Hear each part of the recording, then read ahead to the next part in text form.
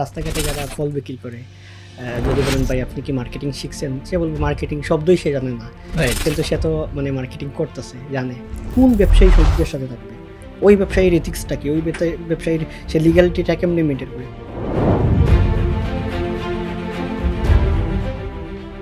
সাহাবীরা বিভিন্ন ধরনের ব্যবসা ওই সময় প্রচলিত ছিল, তো তাদের মার্কেটিং পলিসিটা আসলে কেমন ছিল?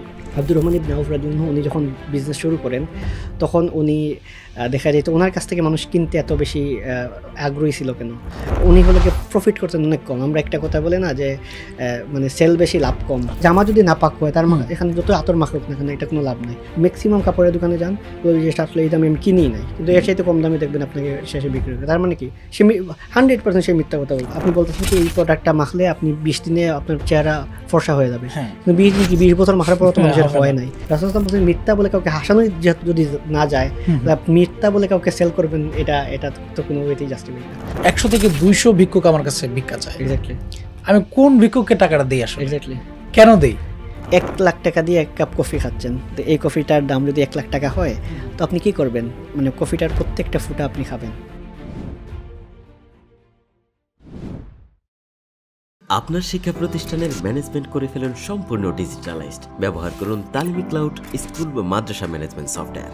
সফটওয়্যারটি সম্পূর্ণ ফ্রি ট্রায়াল নিতে এখনই কিউআর কোড স্ক্যান করুন বা কমেন্টে দেওয়া লিঙ্কের ফর্মটি ফিল আপ করুন।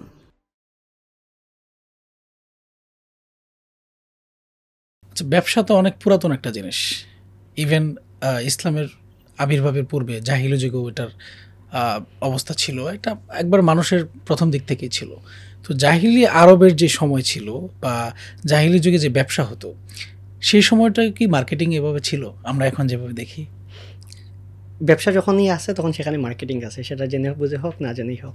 যেমন ধরেন রাস্তাঘাটে যারা ফল বিক্রি করে যদি বলেন ভাই আপনি কি মার্কেটিং শিখছেন, সে বলবে মার্কেটিং শব্দই সে জানে না, কিন্তু সে তো মানে মার্কেটিং করতেছে, জানে।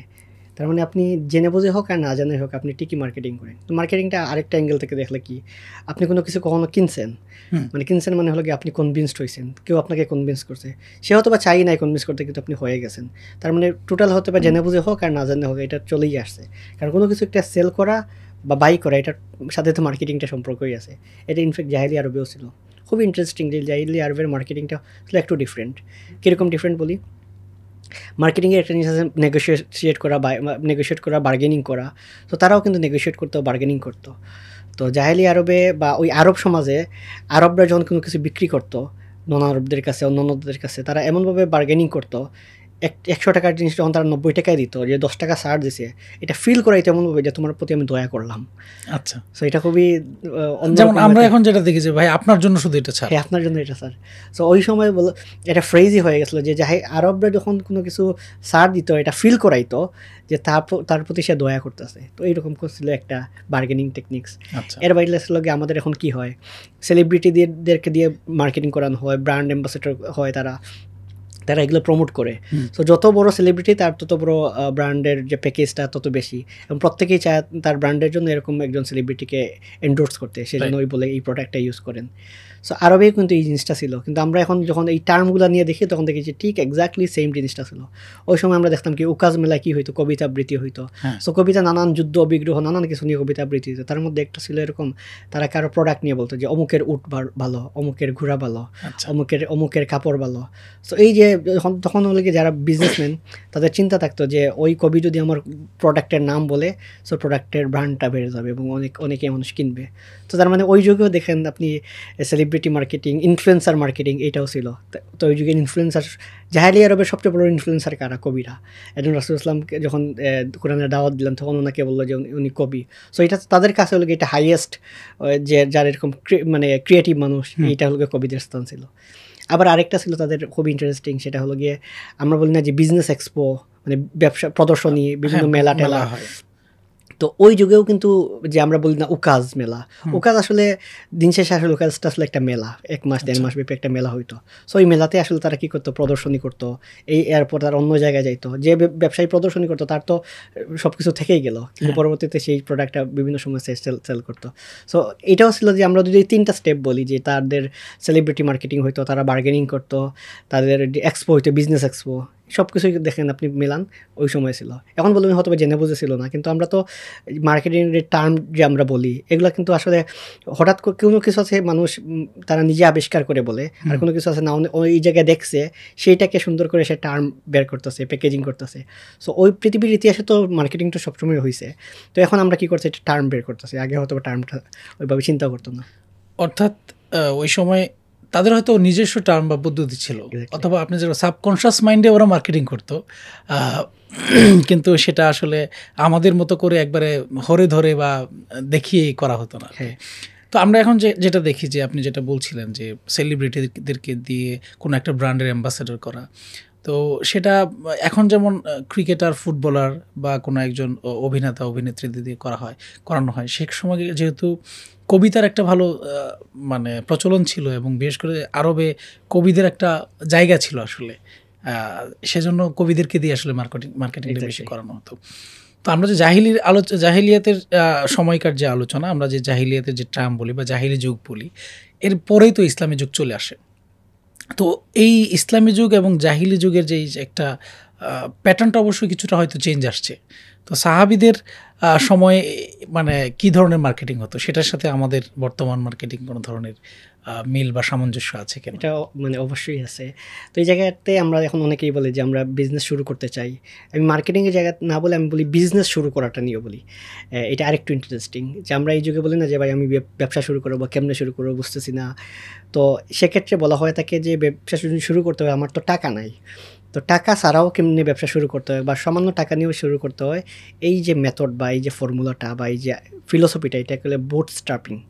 সো বুটস্ট্র্যাপিংটার মানে হলো গিয়ে আপনার কাছে কত টাকা আছে, 20,000, 10,000, 5,000, 7,000, এইটা দিয়ে আপনি একটা ব্যবসা শুরু করেন বা একটা প্ল্যান রেডি করেন। এই প্ল্যানটার জন্য যতটুকু প্রয়োজন একটু ট্রাই করে দেখেন যে এটা চলে কিনা বা আপনাকে দিয়ে হয় কিনা। আরেকটা বলে এমবিপি, যে এটা দিয়ে আপনি যখন করতে যাচ্ছেন মার্কেট ফিট কিনা, মিনিমাম ভায়াবল প্রোডাক্ট সব কিছু ঠিক আছে কিনা। সো এটা আবার হলো কি সেকেন্ড স্টেপ। আবার ফার্স্ট স্টেপটা কি আপনার মূলধন, ক্যাপিটাল। সো ক্যাপিটালটা আপনার কালেক্ট কেমনে করবেন। সো এই ফর্মুলাটা বলে যে আপনার নিজের কাছে জমানো টাকা আছে বা আপনি নিজের জন্য ধরেন নিজের গাড়ি বিক্রি করছেন বা মোবাইল বিক্রি করছেন বা নিজের আব্বা আম্মার কাছে খুবই ক্লোজ কারো কাছ থেকে ধার নিয়েছেন, নিয়ে শুরু করছেন। অর্থাৎ বাইরের থেকে ঋণ নেন নাই, ইনভেস্টমেন্ট নেন না, এটা দিয়ে শুরু করছেন। এটা হলো মানে যার যতটুকু আছে মিনিমাম সেটা দিয়ে শুরু করা, একদম এটাই দিয়ে শুরু করা। এবং এইটা শুরু করার যে মডেল, অনেকগুলো মডেল হয়। একটা হলো এমবিপি, মিনিমাম ভায়াবল প্রোডাক্ট, মানে ওটা এটা মার্কেট ফিট কিনা, এটা ঠিক আছে কিনা, এটা যাচাই বাছাই করার জন্য। তখন বুঝবেন ঠিক আছে। ধরেন আপনি হুডি ব্যবসা করতে চান, এখন হুডি ব্যবসা করতে কয়েক হাজার টাকা দরকার। তার আগে আপনি দেখেন না কেন আপনাকে দিয়ে হয় কিনা বা আপনি পারেন কিনা। ছোটোখাটো হয়তো আপনি যে ইন্ডাস্ট্রি না দিয়ে নিজে কয়েকটা হুডি এনে বিক্রি করে দেখেন না হয় কিনা। সো এটা হলো এই স্ট্র্যাটেজিটা এরকম। সো এই স্ট্র্যাটেজি দিয়ে যদি আমরা দেখি যে সাহাবীরা কেউ এই স্ট্র্যাটেজি দিয়ে করছেন কিনা, তো আমরা সবার আগে দেখি যে আব্দুর রহমান ইবনে আউফ রাদিয়াল্লাহু আনহু, উনি যখন মদিনায় হিজরত করেন অলমোস্ট খালি হাতেই ছিলেন। তো ওনার হাতে 4 থেকে বা 10 দিরহাম, 4 দিনার থেকে 10 দিনার এরকম সামান্য একটা অ্যামাউন্ট ছিল। ওনাকে যখন অফার দেওয়া হয় আরেকজন সাহাবী যে আমার একটা বাগান আছে, বাগান বাড়ি আপনাকে দিয়ে দিব, আমার স্ত্রী আছে আপনাকে দিয়ে দিব। সো উনি কিন্তু কোনো প্রস্তাবের রাজি না হয়ে বলছেন আমার বাজারের রাস্তাটা দেখান। সো বাজারে গিয়ে উনি ঘি আর পনিরের ব্যবসা করেন এবং উনি খুবই দ্রুততম সময়ে ব্যবসাটা বুঝে এবং উনি আরও এক্সপান্ড করেন। যে আমরা তো এর পরের ঘটনা জানি, রাসূলুল্লাহ সাল্লাল্লাহু আলাইহি ওয়াসাল্লাম ওনাকে বলেন যে তোমার শরীরে হলুদের দাগ কেন, উনি বলছেন আমি বিয়ে করছি। তো এইখানে দেখেন এটা উনি খুবই দ্রুততম সময়ে উনি বিয়ে করছেন। এবং বলা হয় থাকে মুহাজির সাহাবীদের মধ্যে যারা মদিনায় হিজরত করছেন তাদের মধ্যে সবার আগে বিয়ে করছেন আব্দুর রহমান ইবনে আউফ রাদিয়াল্লাহু আনহু, অথচ উনি গেছেন খালি হাতে। এই জায়গায় আবার দেখেন আমাদের সমাজে যারা দ্রুত বিয়ে করতে চায় তাদের সামনে আব্দুর রহমান ইবনে আউফ রাদিয়াল্লাহু আনহু কত বড় একটা এক্সাম্পল সেট করে গেছেন। তো ওই যে বুটস্ট্র্যাপিংটা আজকালকার যুগে যারা বলে, তো বুটস্ট্র্যাপিংটা ওই যুগে সেটা প্রয়োগ করে গেছেন আব্দুর রহমান ইবনে আউফ রাদিয়াল্লাহু আনহু। আচ্ছা, তার মানে হচ্ছে আমরা মানে একটার সাথে আরেকটা রিলেটেড, আসলে অর্থনৈতিক অবস্থার সাথে পারিবারিক বা বৈবাহিক অবস্থা এটা অনেকটা রিলেটেড, যেটা আমরা সবাই জানি। তো এটার একটা বাস্তব উদাহরণ আমরা সাহাবীদের জীবনী থেকে পেলাম। তো এখন এই যে সাহাবীরা বিভিন্ন ধরনের ব্যবসা ওই সময় প্রচলিত ছিল এবং তাদেরও তো মার্কেটিং এর পলিসি ছিল আসলে। তো তাদের মার্কেটিং পলিসিটা আসলে কেমন ছিল, এটার কোনো ঘটনা আপনার বলার মতো আছে কিনা। ওকে, এইটা একটা জিনিস হলো গিয়ে ধরেন আমরা যখন ওই সেন্স থেকে সাহাবীদের জীবন দেখে, সাহাবীদের জীবন তো অলরেডি লেখা হয়ে গেছে, এখন আমি চাইলেও ধরেন আবার নতুন করে একটা ইনফরমেশন বানানো সম্ভব না। অর্থাৎ যে ইনফরমেশন ওইখান থেকে ডিডাক্ট করা, ঠিক আছে ওই কাজটা করছেন ওইটার সাথে ওইটা কেমনে রিলেভেন্ট, এইটা আমরা খুঁজে বের করাটা সম্ভব। তো ওই জায়গাটা থেকে দেখেন আজ থেকে 1300 বছর আগে 1200 বছর আগে যে সাহাবীদের জীবনে যিনি লিখছেন তিনি কিন্তু ওই সেন্স থেকে লেখেন নাই যে ঠিক আছে উনি মার্কেটিংয়ে কী করছেন, বিজনেসে কী করছেন, হয়তো ওনাদের পারপাসটা ছিল ওনাদের আমল কী ছিল, আখলাক কী ছিল, সেই জায়গায় ওই জায়গা থেকে টুকটাক যে এক্সাম্পলগুলো পাওয়া যায় ওইখান থেকে কিন্তু আমাদের ডিরাইভ করতে হচ্ছে। অর্থাৎ আলাদাভাবে ওনাদের সাহাবীদের মার্কেটিং এটা আসলে ওইভাবে কেউ লেখাও নাই, পাওয়া পসিবল না। তো এখান থেকে যখন যে এটা হল গিয়ে ধরেন স্বাভাবিকভাবে ওই সময় ওই সেন্সটাও তো ছিল না বা ওইটা দরকারও পড়ে নাই।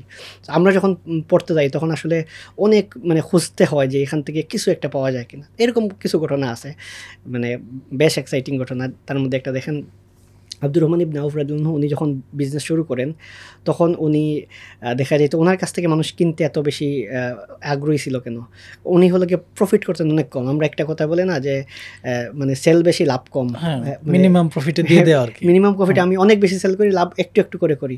তো আব্দুর রহমান ইবনে আউফ রাদিয়াল্লাহু আনহুর স্ট্র্যাটেজিটা ছিল উনি অনেক বেশি সেল করতেন, প্রফিট করতেন কম।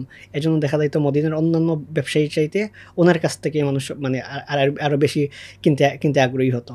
সো এইটা আসলে একটা জিনিস। সেকেন্ড হলো গিয়ে উনি আসলে প্রোডাক্ট যে মিক্সচার করতেন, যেমন ধরুন আমরা বললেন হানি নাটস, মানে হানি তো একটা, নাটস তো আর একটা, কিন্তু যখন আমরা একত্রিত করে বিক্রি করতে বলছি হানি নাটস, তার মানে এটা তখন একটা নিউ প্রোডাক্ট হওয়া। তো উনিও কিন্তু এরকম অনেক নিউ প্রোডাক্টস ইনভেনশন করছেন।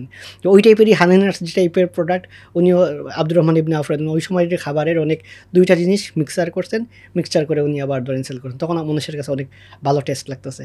তো এই জিনিসটা উনি আব্দুর রহমান ইবনে আউফ রাদিয়াল্লাহু আনহু আসলে আমার মানে পড়তে গেলে সবচেয়ে বেশি এক্সাম্পল পাওয়া যায় আব্দুর রহমান ইবনে আউফ রাদিয়াল্লাহু আনহুর বিজনেস স্ট্র্যাটেজি। উনি এক সময় গুড়ার যে প্রথমে বিক্রি করতে হলে গুড়ার যে উপরে যেটা চাটাই বেচানো হইতো গদি, হ্যাঁ ওই টাইপের জিনিসগুলোর বিজনেস করেন, যখন ওনার প্রফিট অনেক কম, ওনার মূলধন অনেক কম ছিল। কিন্তু আস্তে আস্তে যখন ওনার মূলধনটা বাড়ে তখন উনি আসলে গুড়া বিক্রি করতেন। তো গুড়া আসলে ওই রকম কম প্রাইসে বিক্রি করতেন, সবচেয়ে ভালো গুড়া সবচেয়ে কম টাকায় পাওয়া যেত আব্দুর রহমান ইবনে আউফ রাদিয়াল্লাহু আনহুর কাছে। উনি শুধু গুড়া বিক্রি করেন না, গুড়ার সাথে রিলেটেড যত কিছু আছে সব কিছুই দেখা যেত উনি বিক্রি করতেন। তার মানে উনি এটা হলো এখনকার সময় বলে দিন না, মানে একটা হলো গিয়ে ওয়ান স্টপ সলিউশন, কোনো জায়গায় যাবেন সব কিছু পাবেন, এই যে ওই রিলেটেড যা আছে সব সলিউশন পাবেন, সুপার মার্কেটের মতো এখানে যান আপনি সব কিছু পাবেন। তো আব্দুর রহমান ইবনে আউফ রাদিয়াল্লাহু আনহুর মডেলটা ছিল এরকম যে ওনার কাছে যদি গুড়া কিনতে যান, গুড়া এখনকার সময় কি গাড়ি কিনতে যাওয়া, গাড়ির পার্টস নষ্ট হয়ে গেছে বা গাড়ি এখন রিপেয়ার করতে হবে, এভরিথিং যেখান থেকে গাড়ি বিক্রি হয় এখান থেকে গাড়ি রিপেয়ার এভরিথিং সব কিছু করা হয়, ওয়ান স্টপ সলিউশন। তো আব্দুর রহমান ইবনে আউফ রাদিয়াল্লাহু আনহু ওই যুগের গুড়া যে বিক্রি করতেন সেটা দিতেন উনি ওয়ান স্টপ সলিউশন। তো আমরা আরেকটা বিষয় যদি দেখি যে সাহাবাদের মার্কেটিংয়ের ক্ষেত্রে আমরা ইসলামী নৈতিকতার বিষয়টা তো অবশ্যই সামনে থাকা দরকার। 100%। তো মার্কেটিংয়ে তো প্রতারণা একটা গুরুত্বপূর্ণ বলবো না, এটা একটা কমন জিনিস আর কি, যে মার্কেটিংয়ে প্রতারণা হয় আসলে অনেক ক্ষেত্রে। এটা ওই সময়কার উদাহরণ আপনি দিতে পারেন কিনা, ওই সময় যে মার্কেটিংয়ে প্রতারণা হইতো আসলে, যেমন উপরে ভালো জিনিস দিয়ে নিচে খারাপ জিনিস, এরকম আর কোনো উদাহরণ আছে কিনা? এইটা হলো অনেকটা ক্লাসিক্যাল এক্সাম্পল। ওই আগের জায়গায় বললাম যে আমাদের পাওয়াটা আসলে অনেক টাফ হয়, যে ওইরকম কিছু খুঁজে পাওয়া যেটাতে এইরকম মানে তারা কাজ করতো। সো এইটা ছিল অন্যতম একটা জিনিস। আরেকটা হলো কি তারা যে দাম বাড়াইতো, স্পেশালি যখন ইহুদিদের মার্কেট ছিল তখন মদিনায়, তখন তারা আসলে মানে যেটার জন্য হয়তো চাহিদা বেড়ে যাইতো এটা তখন তারা দামটা অনেক বাড়াইতো। কিন্তু সাহাবিদের এই যে আপনি যখন ইথিক্সের কথা বললেন, শুধু সাহাবিদের বিজনেসটা শুধু আসলে হালাল হারামের মধ্যে সীমাবদ্ধ ছিল না, মানে এর বাইরেও এক্সিলেন্স যেটা ইহসান করাটা এটাও ছিল। তার মধ্যে একটা এক্সাম্পল দেখেন, এটা ছিল একবার যখন মদিনায় দেখা গেল যে অনেক দুর্ভিক্ষ, অনেক খাবার টাবার নাই, তখন হঠাৎ করে বাইরে থেকে একটা বড় কাফেলা আসলো। তো কাফেলা আসার পর তখন তো বড় বড় ব্যবসায়ীরা সবাই ছুটে গেল মানে ওইটা কিনতে। এখন ওই যিনি বিক্রি করতেছে কিন্তু দাম স্বাভাবিকভাবে বাড়াবে। তো অন্যরা যখন কিনতে গেল তখন তো দেখা গেল ওই দামে পাচ্ছে না। পরে হলো গিয়ে ওসমান রাদিয়াল্লাহু আনহু গিয়ে পুরোটা জিনিসটাই কিনে ফেলেন। কেনার পর তখন ওই যে ব্যবসায়ীটা বলছে আপনারা আমাদের কাছেই বিক্রি করেন, আপনি যেহেতু কিনছেন ওই আর একটু ভালো দাম দিব। তখন বলছিলেন কত টাকা দিবা, তখন ওই দাম বাড়াইতে 1 গুণ 2 গুণ 3 গুণ 10 গুণ বলছে এর বেশি তো দেওয়া সম্ভব না। তখন বলছে তোমরা তো এর বেশি দেওয়া সম্ভব না, কিন্তু আমার আল্লাহ তো তার চেয়ে বেশি দিতে পারবেন। তখন উনি সব মানে ওই সময় যে খরা চলতেছে, অনাবৃষ্টি চলতেছে, এই যে পুরো খাবারটা উনি সব মদিনার মানুষকে বিতরণ করলেন। তো এই জায়গাতে উনি চাইলে এই একটা বিজনেস করেই কোটান কোট কোটিপতি হইতে পারেন, উনি অলরেডি কোটিপতি বাট হইতে পারতেন, কিন্তু উনি দেখলেন যে কি না ওনার ব্যবসা তো শুধুমাত্র এটা তো হালাল, হারাম তো উনি কাজ করতেছেন, কিন্তু উনি দেখলেন যে এই জায়গায় এই সময় যদি আমি এই খাবারটা সবাইকে দেই তো আমার ফিনান্সিয়াল লাভের চাইতে হলে কি আমার আখিরাতের লাভটা কেমন হবে, ওনারা ওই জিনিসটা প্রায়োরিটি দিতেন। তো সাহাবীদের মার্কেটিং বলেন, সাহাবীদের বিজনেস বলেন, এটা যখন আমরা পড়তে যাব দেখতে যাব তখন আসলে সাহাবীদেরটা আসলে জাস্ট হালাল হারামেই সীমাবদ্ধ না, সাহাবীদেরটা হলো তার চাইতে উপরে তাকওয়াটা, ওইটা হলো সবসময় ওনারা প্রায়োরিটি দিতেন, এবং এই কারণে ওনারা আসলে দুনিয়ার বুকেই যে জান্নাতের সুসংবাদ পাইছেন এইসবের ফলেই কিন্তু ওনারা পাইছেন। আসলে এই যে ব্যবসার কথা আসলে আমরা আমাদের বর্তমান সমাজে যে তাকাই তাহলে দেখি যে যারা ব্যবসায়ী আছেন তারা বিভিন্ন ধরনের অপকৌশল ব্যবহার করেন, আর সেটা ধরেন যে মজুত করা, তারপর এরকম আমরা হাদিসে অনেক নিষেধাজ্ঞাও দেখি আসলে। তো সেই জায়গা থেকে এই বিষয়গুলো যেহেতু রাসূলের যুগে ছিল সেজন্য কিন্তু তিনি নিষেধ করেছেন, ঠিক না? তার মানে হচ্ছে এই জিনিসটা তো ওই সময় থেকে কন্টিনিউ এবং আগেও ছিল, আমাদের সময় এরকম আছে। তো আমি রিসেন্টলি আমি যতটুকু জানি আপনি সৌদি আরবে গিয়েছিলেন উমরাতে, এবং আপনার কিছু অভিজ্ঞতা আমরা বিভিন্নভাবে শুনেছি। কথা হচ্ছে যে আমরা যদি দেখি যে বর্তমানে আমরা যদি রমজান মাস কেন্দ্রিক একটা আলোচনায় আসি ব্যবসা বাণিজ্য নিয়ে, তো রমজান মাসে দেখি যে আমাদের বাংলাদেশের মতো মুসলিম কান্ট্রিতেও পণ্যের দাম অনেক বেশি বেড়ে যায়। আবার কিছু কিছু কান্ট্রি আছে, ইভেন আমরা দেখি ইউরোপ আমেরিকাতে কিন্তু রমজান মাসে একটা তারা ছাড় দেয়। তো এই যে একটা মানে পার্থক্য আমাদের এই সমাজের ব্যবসায়ীদের মধ্যে, এটার কারণ কি মনে করেন আপনি? এটার অন্যতম কারণটা হলো কি, ধরেন ওই ওসমান রাজন সময়ের এক্সাম্পলটা দেখেন, এই জায়গাটাতে যারা করতেছে তারা আসলে মানে রমজান মাসে আপনার নর্মাল অনেক জিনিসের সাথে রমজান মাসে এই জিনিসটা লাগবেই। আপনার ধরেন চুলা অন্য সময় খান না, রমজান মাসে লাগবেই। আপনার ধরেন তারপর তেল থেকে শুরু করে অন্যান্য সব জিনিস আপনার অন্য সব মাসে হয়তো বা চলে, কিন্তু ওই মাসে আপনি কী করেন, সাধারণত রমজান মাসে মানুষ অনেক আগ থেকে একটু বাড়িয়ে নেয়, চায় না বারবার যে শপিং করতে চায় না, ওই যে করতে চায় এবং কাপড় চোপড় কিনতে চায়, তখন দেখা যায় সবাই দামটা আসলে অনেক বাড়াই রাখে। তো এটার অন্যতম কারণ বাংলাদেশের জায়গা থেকে এটা আসলে ওই যে প্রথমত হালাল হারামের সেন্সটা তো আছে, এরপর হল গিয়ে আপনার ইথিক্যাল সেন্সটা, যে আমি আসলে বিজনেস করতেছি কার জন্য, কিসের জন্য, উদ্দেশ্যটা ক্লিয়ার না। যখন উদ্দেশ্যটা ক্লিয়ার থাকবে যে এই বিজনেসের আমার প্রোডাক্টটা কেউ যখন বুক করবে সেটা আমার তো প্রফিট হবেই, আমি তো দাম বাড়াইলেও তো ধরেন সাহাবিরা তো ধরেন কোটিপতি যে হয়েছেন ওনারা কি মানে খালি ফ্রিতে দিয়ে হয়েছেন, তারা তো দাম নর্মাল সব স্বাভাবিক বিজনেস করেই হয়েছেন। তো এই সেন্সটা আসলে নাই। এর অন্যতম কারণ হলো কি, আমি যতটুকু আমি বলি যে ব্যবসার এথিক্সের প্রবলেম, তার চাইতে আমি বলি যে রিজিক রিলেটেড চিন্তা ভাবনার সমস্যা। ওনারা চিন্তা করে যে এই মাসে আমি প্রফিট মার্জিন 2x করবো, 3x করবো, 4x করবো, অন্য মাসে হয়তো বা হচ্ছে না, কিন্তু ওনার রিজিক যেটা পাওয়ার কথা সেটা তুমি পাবেই। এইটা একটা চিন্তার একটা অভাব। তার চাইতে বড় অভাব হলো গিয়ে ওনার যে যারা বিজনেস করেন বাংলাদেশের ক্ষেত্রে শুরু করে সব জায়গায় বিজনেস করতে গেলে ইসলামিক যে ইথিক্সটা, মোরালিটিটা, ইসলামিক যে লিগাল জিনিসগুলার এগুলো জানাটা অভাব। ওনারা হয়তো বা উমরাতুল সময় হইলে হয়তো বা ওনার ব্যবসা করতে পারতো না। কেমন আমাদের যুগে যদি কেউ বলে যে আপনি বিবিএস যদি না করেন ব্যবসা করতে পারবেন না, দেখবেন মানুষ অনেকেই ব্যবসা করতে পারতো না, তাই না? যদি এই কথাটা হয়তো বা মানে বলবে না কেউ, কিন্তু উমরাতুল সময়ে উনি বলতেন যে মদিনার মার্কেটে কেউ ব্যবসা করতে পারবে না যে হালাল হারাম বিধান না জানে, মাত্র ইসলামের বিজনেস ল যেটা এটা জানা কমপ্লিট না। জানা মানে কি, সে হয়তো কোনো আলেমের দার্সে ক্লাসটা কমপ্লিট করছেন, কোর্সটা কমপ্লিট করছেন, এই সংক্রান্ত হাদিসগুলো জানেন, অর্থাৎ এইটা যে জানে না সে মদিনার বাজারে ব্যবসা করতে পারবে না। এটা আসলে উমরাতুল সময়ের চিন্তা।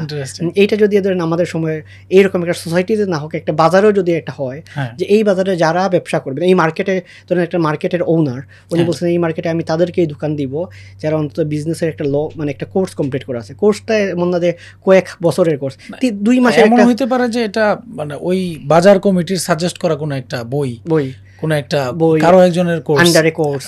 হ্যাঁ, এটা যখন হয়ে যাবে তখন আসলে সাধারণত দেখেন কি আমাদের সবচেয়ে বড় সমস্যা হয় কি, আমরা যদি দান করা বলতে বুঝি মাদ্রাসায় দান করা, আবার মানে এতিমখানায় দান করা, এবং মানে কাউকে শেখানো মানে বুঝি শুধুমাত্র কোরআন শেখানো, এটা তো বেস্ট জিনিস। কিন্তু এর বাইরেও যে যাকে যে জিনিসটা শেখানো, ধরেন একজন সাধারণত কী হয় দেখবেন বাজার কমিটির যে মসজিদগুলোতে এরা যারা একটু রিলিজিয়াস তারা কী করে নামাজের শেষে একটু তালিম হয়, এটা শেখে। কিন্তু এইটা হলে তার উপর অনেকটা আতরের মতো, শরীরে আতরের মতো, কিন্তু শরীরটা যে নাপাক, এই নাপাক শরীরটা আসলে সে পাক করার চেষ্টা করতেন না।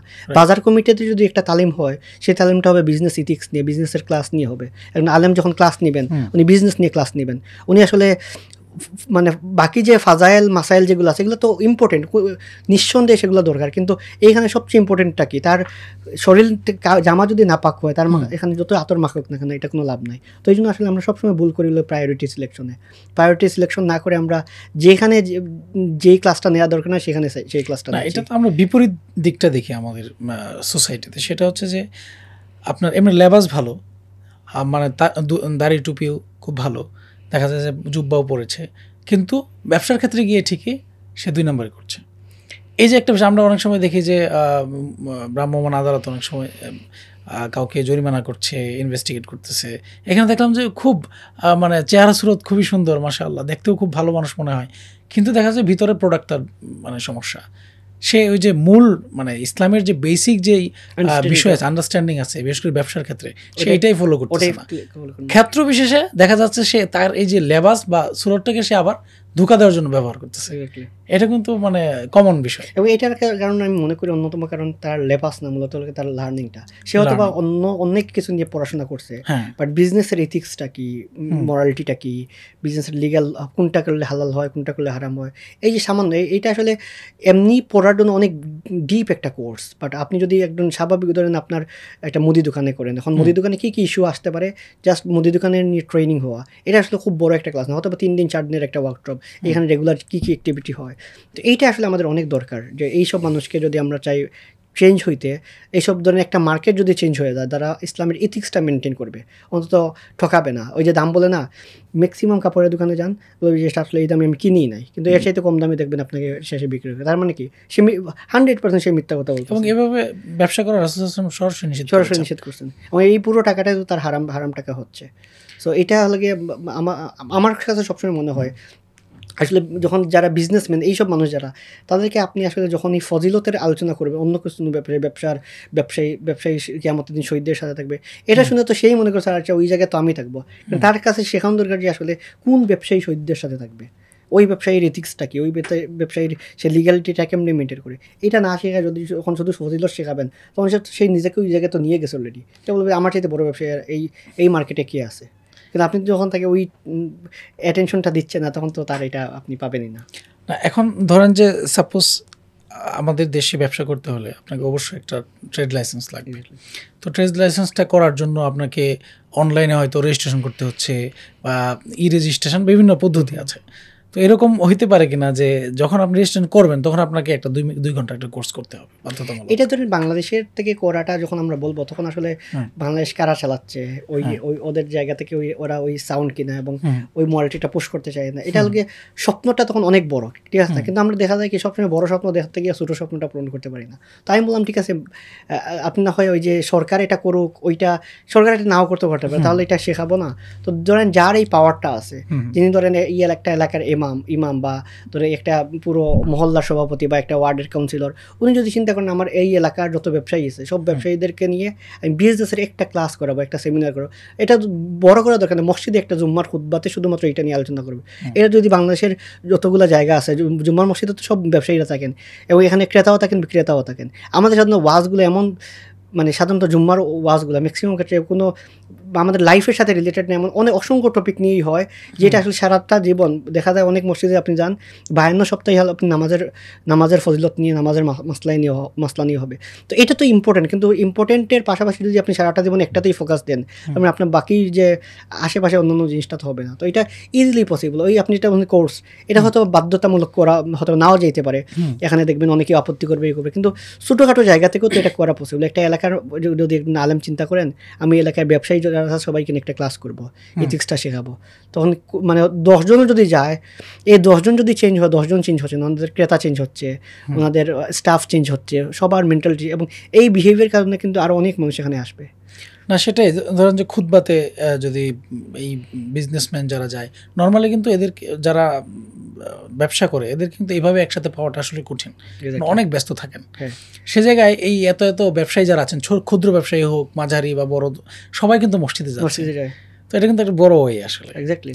তো আমরা দেখি সেটা শহরে হোক বা গ্রামে হোক, সব জায়গায় কিন্তু এটা সম্ভব। এটা একটা ভালো চিন্তা। আমার মনে হয় যে যারা ইমাম আছেন, খতিব আছেন, তারা কিন্তু এই বিষয়টা নিয়ে চিন্তা করতে পারেন। তো আরেকটা বিষয় হচ্ছে, আমরা যদি দেখি যে মার্কেটিং এর ক্ষেত্রে এখানে হালাল হারাম মার্কেটিং বলতে কিছু আছে কিনা? হ্যাঁ, অবশ্যই আছে। আচ্ছা, আপনি একটু যদি ডিফারেন্সিয়েট করেন। হালাল হারাম মার্কেটিং এর জায়গাটা দেখেন, এখানে ধরেন এডের ক্ষেত্রে দেখেন, এডের ক্ষেত্রে আপনি ধরেন মানে মেল ইউজ করবেন না ফিমেল ইউজ করবেন, আপনি আরও যে হারাম যে ফ্যাক্টরসগুলো আছে এই ফ্যাক্টরসগুলো আপনি ইন্ট্রোডিউস করবেন কিনা, তারপর হলো কি এখানে আপনি চিট করবেন কিনা, মানে আপনার প্রোডাক্টের ধরেন এই প্রোডাক্টটা আপনি বলতেছেন কি এই প্রোডাক্টটা মাখলে আপনি 20 দিনে আপনার চেহারা ফর্সা হয়ে যাবে, কিন্তু 20 দিন কি 20 বছর মাখার পর তো মানুষের হয় নাই। তার মানে আপনি যেটা বলতেছেন সেটা আসলে মানে এটা কারো ক্ষেত্রেও তো হয় নাই, আপনি আসলে মানুষকে প্ররোচনা দিচ্ছেন। আপনি বলতেছেন এই প্রোডাক্টটা খাইলে আপনি বাচ্চারা স্ট্রং হয়, অনেক টল হয়, কিন্তু আসলে কি হচ্ছে কিনা এটা মেক শিওর করা। আপনি সাবানের বিজ্ঞাপন দিচ্ছেন, এই সাবানে কি হয়, বা টুথপেস্টের বিজ্ঞাপন দিচ্ছেন এই টুথপেস্ট মারলে হলে গিয়ে জীবাণু যায়, কত কিছু দিয়েছে। তার মানে এখানে যত মার্কেটিং আছে সেখানে অবশ্যই হালাল হারাম ফ্যাক্টরটা আছে। আসলে আপনার প্রোডাক্টে এইটা সার্ভ করে কিনা, যদি না করে তাহলে যদি বলেন যে করতেছে, তাহলে তো আপনি এইটা শুনে যারা কিনতেছে তার মানে তো তারা আপনি টোটাল মানে প্ররোচিত করছেন হারাম বলে, মিথ্যা বলে সেল করা। রাসূল সাল্লাল্লাহু আলাইহি ওয়াসাল্লাম বলছেন মিথ্যা বলে কাউকে হাসানো যদি না যায়, মিথ্যা বলে কাউকে সেল করবেন, এটা তো কোনো ওয়েতেই জাস্টিফাই না। তার মানে এখানে ধরেন ওই দিন সে মূল ইথিক্স আর মরালিটি সমান। আপনি মুসলিম হিসেবে যদি চিন্তা করবেন যে ঠিক আছে আমি মার্কেটিং করতে চাই, ওই জাস্ট মুসলিম হিসেবে ওই আপনার মার্কেটিংয়ের ইথিক্সটা না পড়লেও হবে যে মার্কেটিং কি, আপনি মুসলিম হিসেবে কী দরকার, আপনি মিথ্যা তো অ্যাভয়েড করবেন, আপনি আমাদেরটা বজায় রাখবেন, ওইগুলো রাখলেও দেখবেন আপনার মার্কেটিংকে হালাল মার্কেটিংটাকে ওইটাই তো হালাল মার্কেটিং। আপনার মূল যে ইথিক্সটা ওইটা পুশ করা, এখানে না যে মার্কেটিংয়ে গিয়ে ঠিক আছে কিছু হালাল কিছু আরাম মিশ্রণ করা যায়, এটাও তো না। এখন ধরেন যে অনলাইন জগতে আমরা দেখি যে নানান ধরনের মার্কেটিং, তো বিশেষ করে মানে একজন একটা কিছু খাচ্ছে এমন এক্সপ্রেশন মনে হচ্ছে সুবহানাল্লাহ আলহামদুলিল্লাহ, মানে অবস্থা মানে মনে হচ্ছে যে এটা সবচেয়ে ভালো জিনিস এবং এর অবস্থা, কিন্তু বাস্তবে অনেক ক্ষেত্রে সেটা দেখি না। অথবা আমরা দেখছি কেউ হয়তো একটা মানে খুব ভালো লেবাস নিয়ে এমন একটা বিশ্বাসযোগ্য একটা চেহারা নিয়ে মার্কেটিং করছেন, দিন শেষে আমরা দেখি এটা আসলে ওই রকম মিলছে না। তো এটা তো আসলে হারাম মার্কেটিং এর মধ্যেই পড়বে, ঠিক না? ওইটা ডিরেক্টলি আমরা না বলি যে ওনার প্রোডাক্টটা যদি ওই জিনিসটা সার্ভ না করে, উনি ফিল করাইতেছেন যে এটা আসলেই এটা খাইলে আপনি আসলে অনেক স্ট্রং হয়ে যাবেন, আপনার সব প্রবলেম সমাধান হয়ে যাবে, তখন এটার মানে মানুষ তো আসলে এই যে পারসেপশনটা করতেছে এটা তো আসলে ওই জায়গা থেকে তো ঠিক না। সেটাই তো আরেকটা বিষয়, এখন মার্কেটিং তো আসলে এটার প্রত্যেকটা জিনিসের মতোই এটার পজিটিভ নেগেটিভ দিক আছে, পাশাপাশি এটার সাকসেস রেটও আছে আবার ফেইলিওর রেটও আছে আসলে। তো মার্কেটিং কি ফেল হয় না? হয়। সেটা কিভাবে হয় আসলে? আচ্ছা, এখন তাহলে আমি আপনাকে জিজ্ঞেস করি যে গত বছর 2024 সালে যখন কোকাকোলার বিজ্ঞাপনটা আসে, হ্যাঁ, এটা আপনার কাছে কি মনে হয় মার্কেটিংটা সাকসেসফুল হয়েছে না ফেল করছে? Totally fail. Totally fail. কেন ফেল করলো? কারণ সে মানুষের ইমোশন ধরতে পারে নাই, পাশাপাশি ভুল সময় ভুল একটা মার্কেটিং ওরা করছে। এক্স্যাক্টলি। তো মার্কেটিং দেখেন মানে এত বড় প্রতিষ্ঠান তারা ফেল করছে, এবং আমি একটা ডেটা পড়লাম, সেটা হলো গিয়ে আপনি একটা বিজ্ঞাপন করবেন কেন আপনার সেলস বাড়ানোর জন্য বা আপনার ব্র্যান্ডিং আরও এস্টাবলিশ করার জন্য। সো আমি একটা ডেটা পড়লাম যে ওই বিজ্ঞাপনের পর কোকাকোলার সেলস 23% কমে গেছে, এবং মানে আগে যারা কোকাকোলা বয়কট করতো এই বিজ্ঞাপনটা দেখার পর কোকাকোলা বয়কটের ডাকটা জোরালোভাবে শুরু হয়েছে, এবং এতটাই হয়েছে যে ওইটা তারা নামাইতে বা একটা বন্ধ করতে তারা বাধ্য হয়েছে। এবং এটা চিন্তা করে দেখেন এবং এটা ফেল করলো কেন, এইখানে দেখেন মার্কেটিং সাইকেল। আপনি তোর মার্কেটিং স্ট্র্যাটেজি দেখেন, এটা প্রত্যেকটা জিনিস তারা যায় কোন জায়গা থেকে যায়, মানে কোকাকোলাকে মানুষ মনে করতো ইসরায়েলের প্রোডাক্ট, এখনও মনে করে। ধরে নিলাম এটা মানুষ যে মনে করে এটা সত্য না মিথ্যা আমি জানি না, এটা ধরেন মানুষই ভুল বা কোকাকোলাই সঠিক, কথার কথা ধরে নিলাম। কিন্তু এই জায়গায় যে কোকাকোলা যখন আইসা বলতেছে যে মানে এমনভাবে বলতেছে যে এই মানে ওই জায়গার প্রোডাক্ট কিনা, এটা তো তুমি কে বলছে তোমাকে, সোনা কোথায় কান দিচ্ছ। তারপর বলতেছে যে সুলতান সুলাইমান, তুমি এই যে সুলতান সুলাইমান হলো কি একটা মানে আমাদের কাছে এই যুগে তাদের কাছে কি একটা ক্যারেক্টার। তখন বলতেছে সুলতান সুলাইমান যখন চুল কাটতেছে ওই কি সুলতান সুলাইমান তুমি কি বলো, তার মানে তাকে ডিরেক্টলি বলতেছে যে এটা মুসলিমরা এটা করতেছে, এটা মুসলিমরা কিছুই বুঝে না, মানে মুসলিমদেরকে একটা মানে ভিলেন বানানো হচ্ছে। ভিলেন বানানো হচ্ছে, অথবা তারা কিছু বুঝে না, বোকা শোকা এরকম মনে হচ্ছে, এবং যারা এটা সমালোচনা করছে সবাই বোকা। এখন আপনি যখন মানে এইরকম ভাবে বলবেন যে আপনার অডিয়েন্স বোকা বা অডিয়েন্স বুঝে না, তখন আসলে আপনার এই অডিয়েন্সের কাছে আপনি এগোতে লাগবে। ওইটা যে প্রথমত মানুষ এমনিতেই বয়কট করতেছে কোকাকোলা ফিলিস্তিনের প্রোডাক্ট ওই হিসাবে, ইসরায়েলের প্রোডাক্ট এই হিসাবে, এবং ফিলিস্তিন নিয়ে তখন মজর খুব ভালো একটা ক্যাম্পেইন চলতেছে। তো এই জায়গায় তখন ওই মজর ক্যাম্পেইনটাকে তারা করার জন্য বলতেছে যে না আমাদেরটাও তো ওইখানে ব্রাঞ্চ আছে, ওইখানে আছে, কিন্তু ওইখানে আছে আছে কোন জায়গায়, এটা তো ফিলিস্তিনে না, আছে তো এমন একটা জায়গায় যে জায়গায় দখল করে একটা জায়গায়। তখন যখন বলতেছে যে প্রথমত লাগে এইটা ফেল করছে দুইটা কারণে, একটা হলো তারা যে তাদের এগেন্সে যে অ্যালিগেশনটা ছিল সেই অ্যালিগেশনটার জবাবটা সুস্পষ্টভাবে অথেন্টিক রেফারেন্সে দিতে পারে নাই, ভুল তথ্য দিছে। এবং সবচেয়ে ইম্পর্টেন্ট হলো তারা মানুষের আবেগটা ওইটা নিয়ে তারা মক করছে, এবং এটা হলো 90% আবেগ, 90% ভুল হইতেই পারে। ধরেন তারা ইসরায়েলের সাথে তাদের কোনো সম্পর্কই নাই, কিন্তু 90% মানুষ মনে করে তাদের সাথে সম্পর্ক আছে, তখন 90% মানুষের তারা বলছে তোমরা তো কিছুই বুঝো না। তো এই কারণে ফেল করছে। এরকম পৃথিবীর ইতিহাসে অনেক এড আছে যারা মানে এক্সট্রিমলি ফেল করছে। তার মধ্যে একটা আছে পেপসির এড, 2017 সালের পেপসির এড, একজন হলিউডের একজন অভিনেত্রী, উনি এটা করছিলেন। তো এই এডটা ফেল করছে এই কারণে, তখন মানে একটা আন্দোলন চলতেছে চারিদিকে। আমরা জুলাই আন্দোলনের সময় তো যেরকম দেখছি ওইরকম একটা আন্দোলন চলতেছে, এবং আন্দোলন মানে এডের মধ্যে দেখাচ্ছে একটা আন্দোলন চলতেছে। তো এবং পুলিশও একদিকে আছে। তো উনি গিয়ে মানে বের হয়ে উনি পেপসি দিলেন সবাইকে। একদিকে আন্দোলন, মানে হঠাৎ করে পুলিশের সাথে সংঘর্ষ হবে বা এরকম। যখন উনি পেপসিটা দিলেন, দেওয়ার পর দেখা গেল মানে যারা আন্দোলন করতেছে সবাই খুবই এনজয় করতেছে পেপসি খাওয়ার পর। তখন ওনারা চাইতেছে এইটার মোমেন্টামটা ক্যারি করতে এভাবে যে মানে যেহেতু একটা আন্দোলন চলতেছে, সবাই এই সাথে রিলিভেন্ট মোমেন্টাম মার্কেটিংটা করার জন্য এখন এইটা দিলে সবাই পেপসি নিয়ে অনেক কথাবার্তা বলবে। কিন্তু এইটা স্বাভাবিক, আচ্ছা ঠিক আছে এটা তো খুবই ভালো, কিন্তু এটা এত জঘন্যভাবে ফেল করে তখন যারা আন্দোলনকারী থেকে শুরু করে এরকম আরো বড় বড় ফিগার তারা বলতে শুরু করলো যে যাদের হলো গিয়ে ওই যে যাদের বাবা আন্দোলন করে জীবন দিয়েছেন, বলছে যে আমার বাবা যদি পেপসি খাইতো আজকে হয়তো বা জীবন দিত না, কারণ পেপসি খাওয়ার পর যদি পুলিশের সাথে এরকম বন্ধুত্ব হয়ে যায় তাহলে মানে আন্দোলনটাকে মক করা হয়েছে পেপসি। তখন বলা হল যে পেপসি কি করছে, আন্দোলনটাকে মক করতেছে, যে মতা নিতেছে যে আমরা আন্দোলন করতেছি, তাই মানে পেপসি খাইলে আন্দোলনটাই হইতো না। তো তখন এটা মারাত্মক লেভেলের ফেল করছে। তো আরেকটা এরকম মানে খুবই গত 10 বছর আমরা একটা স্টাডি করলাম যে গত 10 বছরে এরকম কতগুলো বড় বড় ব্র্যান্ড তাদের মার্কেটিংয়ে ফেল করছে, এরকম ইমোশনটা বুঝতে না পারে, অথবা তারা চিন্তা করছে একটা বুঝাইছে, মানে পরে দেখা গেলো আরেকটা হলো সম্ভবত বার্গার কিংয়ের, এটা ইংল্যান্ডের একটা অ্যাড ছিল। সো তারা নারী দিবসের আগে একটা ক্যাম্পেইন করলো এরকম যে ওয়ামেন বিলংস টু হোম, মানে এরকম একটা, অর্থাৎ নারীদের স্থান হলো গিয়ে ঘরের মধ্যে, নারীরা ঘরে থাকবে। আচ্ছা, সো এইটা আসলে ধরেন বাংলাদেশের মতো মুসলিম কনজারভেটিভ সোসাইটিতেও যদি হঠাৎ করে কেউ বলে, নারীরা রিয়াক্ট করবে, মানে হয়তো তারা ঘরেই থাকতেছে, বাট তুমি যখন বলবা যে আরে নারীরা ঘরে, নারীদের স্থান ঘরে, তখন যে ঘরেই তা আছে সেই রিয়াক্ট করবে, তুমি আমার এটা মানে এটা বলার কি। আর যারা একটু মোটামুটি প্রগতিশীল তারা তো বলবেই যে এটা আবার কি ধরনের বিজ্ঞাপন। তো তারা ওই দিন চাইছিল যে একটা হাইপ তুলে পরের দিন আবার এটার আনসারটা দিতে। যেদিন হাইপ তুলতে গেছে ওই দিন আসলে ইউকের মতো সোসাইটিতে যখন এটা বলে, ওইটা তো মানে বাংলাদেশের মতো এত কনজারভেটিভ না, অনেক লিবারেল সোসাইটি, তখন টোটালি এলাকে ব্যাকফায়ার করছে এই একটা বার্গার কিংয়ের। এবং লাস্টে তারা বুঝাইলো যে আমরা আসলে একটা ছিল অন্যরকম, যে দেখা যায় ম্যাক্সিমাম মানে বড় বড় রেস্টুরেন্টের শেফ থাকে মূলত হলো গিয়ে মেইলরা, 80% মেইল।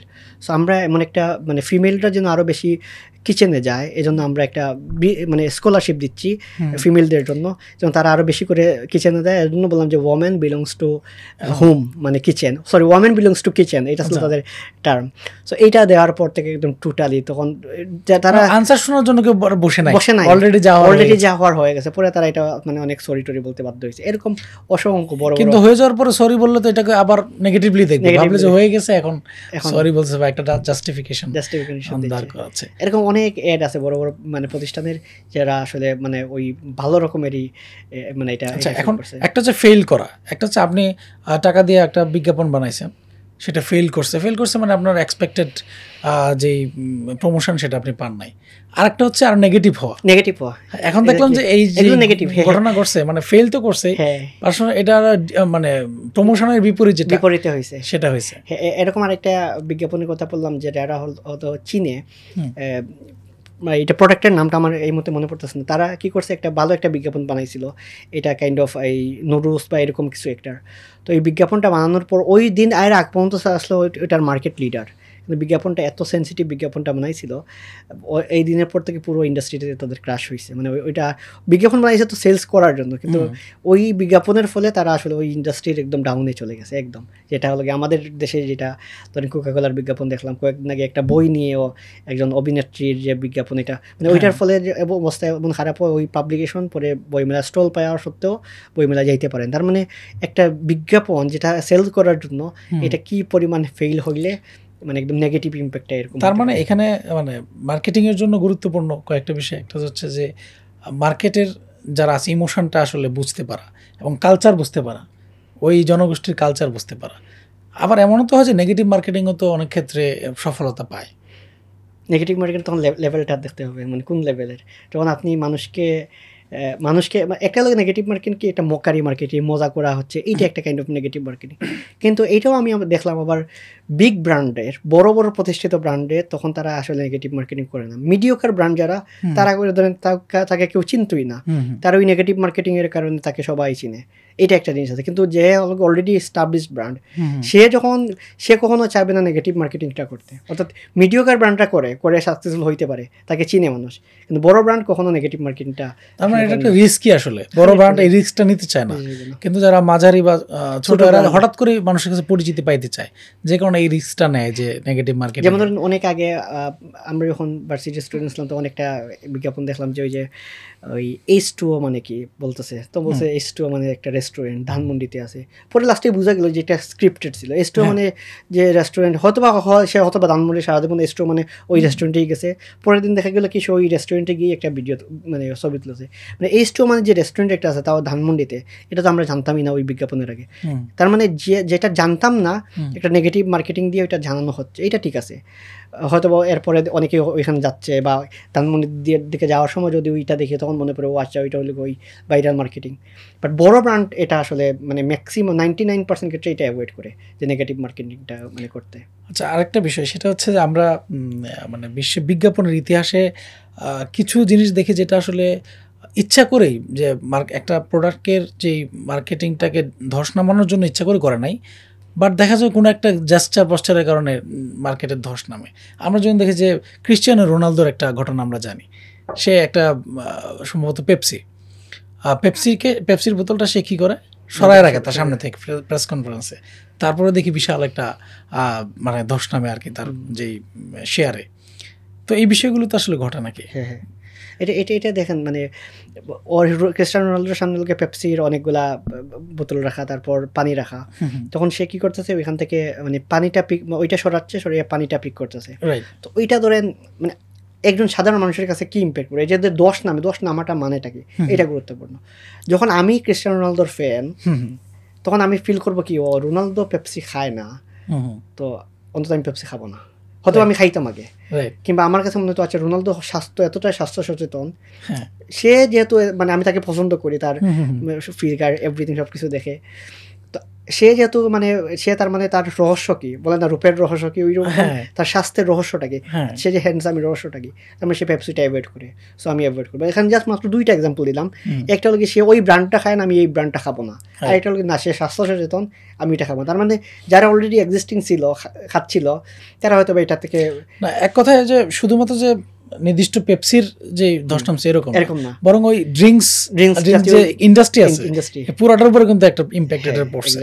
কারণ তার স্বাস্থ্য সচেতনতা বা তার যে শরীর, এটা নিয়ে সে এগুলো খায় না, মানে অন্য অনেকেই চিন্তা করবে যে সে পানি খায়, আমিও পানি খাই, এটা খাওয়া উচিত না। এটা কিন্তু একটা নেগেটিভ, আবার মানে জনগণ এটা কিন্তু একটা মেসেজ নেয় পজিটিভ, যে এটা মানে ড্রিঙ্কস ভালো জিনিস না। এটা আসলে বাস্তবতা। তো আরও কিছু উদাহরণ আমরা আমাদের দেশেও আসলে মার্কেটিংয়ে দেখি।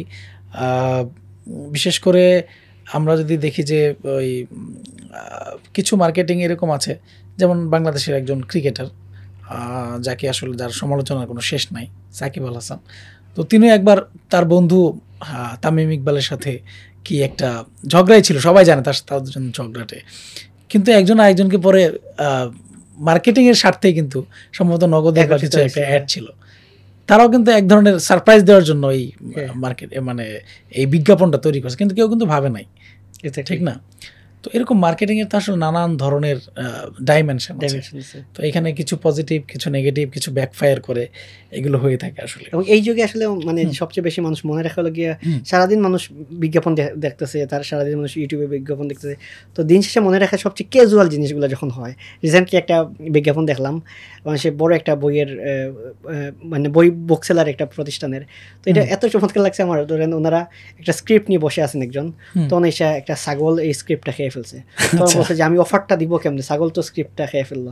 তো এটা ধরেন আমার মাথায় যে এত মনে হয়েছে এত ফানি কন্টেন্ট, ছাগল স্ক্রিপ্ট খেয়েছে, কারণ কিন্তু ক্যাপশনে কিন্তু অফারটা দেওয়া আছে যে অফারটা এরকম চলতেছে। কিন্তু এটা দেখার পর যখন আমি হঠাৎ করে দেখবো যে আনইউজুয়াল জিনিস, যে ছাগলে স্ক্রিপ্টটা খেয়ে দিচ্ছে, উনি অফার দিতে পারতেছে না, মানে এটা হলো ওই জায়গাটা থেকে যখন এটা অনেকেই অনেকভাবে করে না, তো এই জিনিসটা কিন্তু মানে মনে থাকবে এই জায়গাতে ছাগলে তো স্ক্রিপ্টটা খেয়ে ফেলতেছে, উনি ভিডিওতে বলবে কি। আচ্ছা, এখন দুইটা জিনিস, একটা হচ্ছে যে মার্কেটিং শুধুমাত্র ব্যবসার ক্ষেত্রে হয় বিষয়টা তো এরকম না, নাকি? আমরা কিন্তু মার্কেটিং ব্যবসার সাথেই রিলেটেড করি। যেমন আমি রিসেন্ট উদাহরণ দিই ডাকসু ইলেকশন নিয়ে। ডাকসু ইলেকশন অথবা রাকসু জাকসু যে ইলেকশনগুলো হলো, সেখানে কিন্তু প্রত্যেকটা ক্যান্ডিডেট তার মার্কেটিং করেছে এবং খুবই ইউনিক সব আইডিয়া ছিল।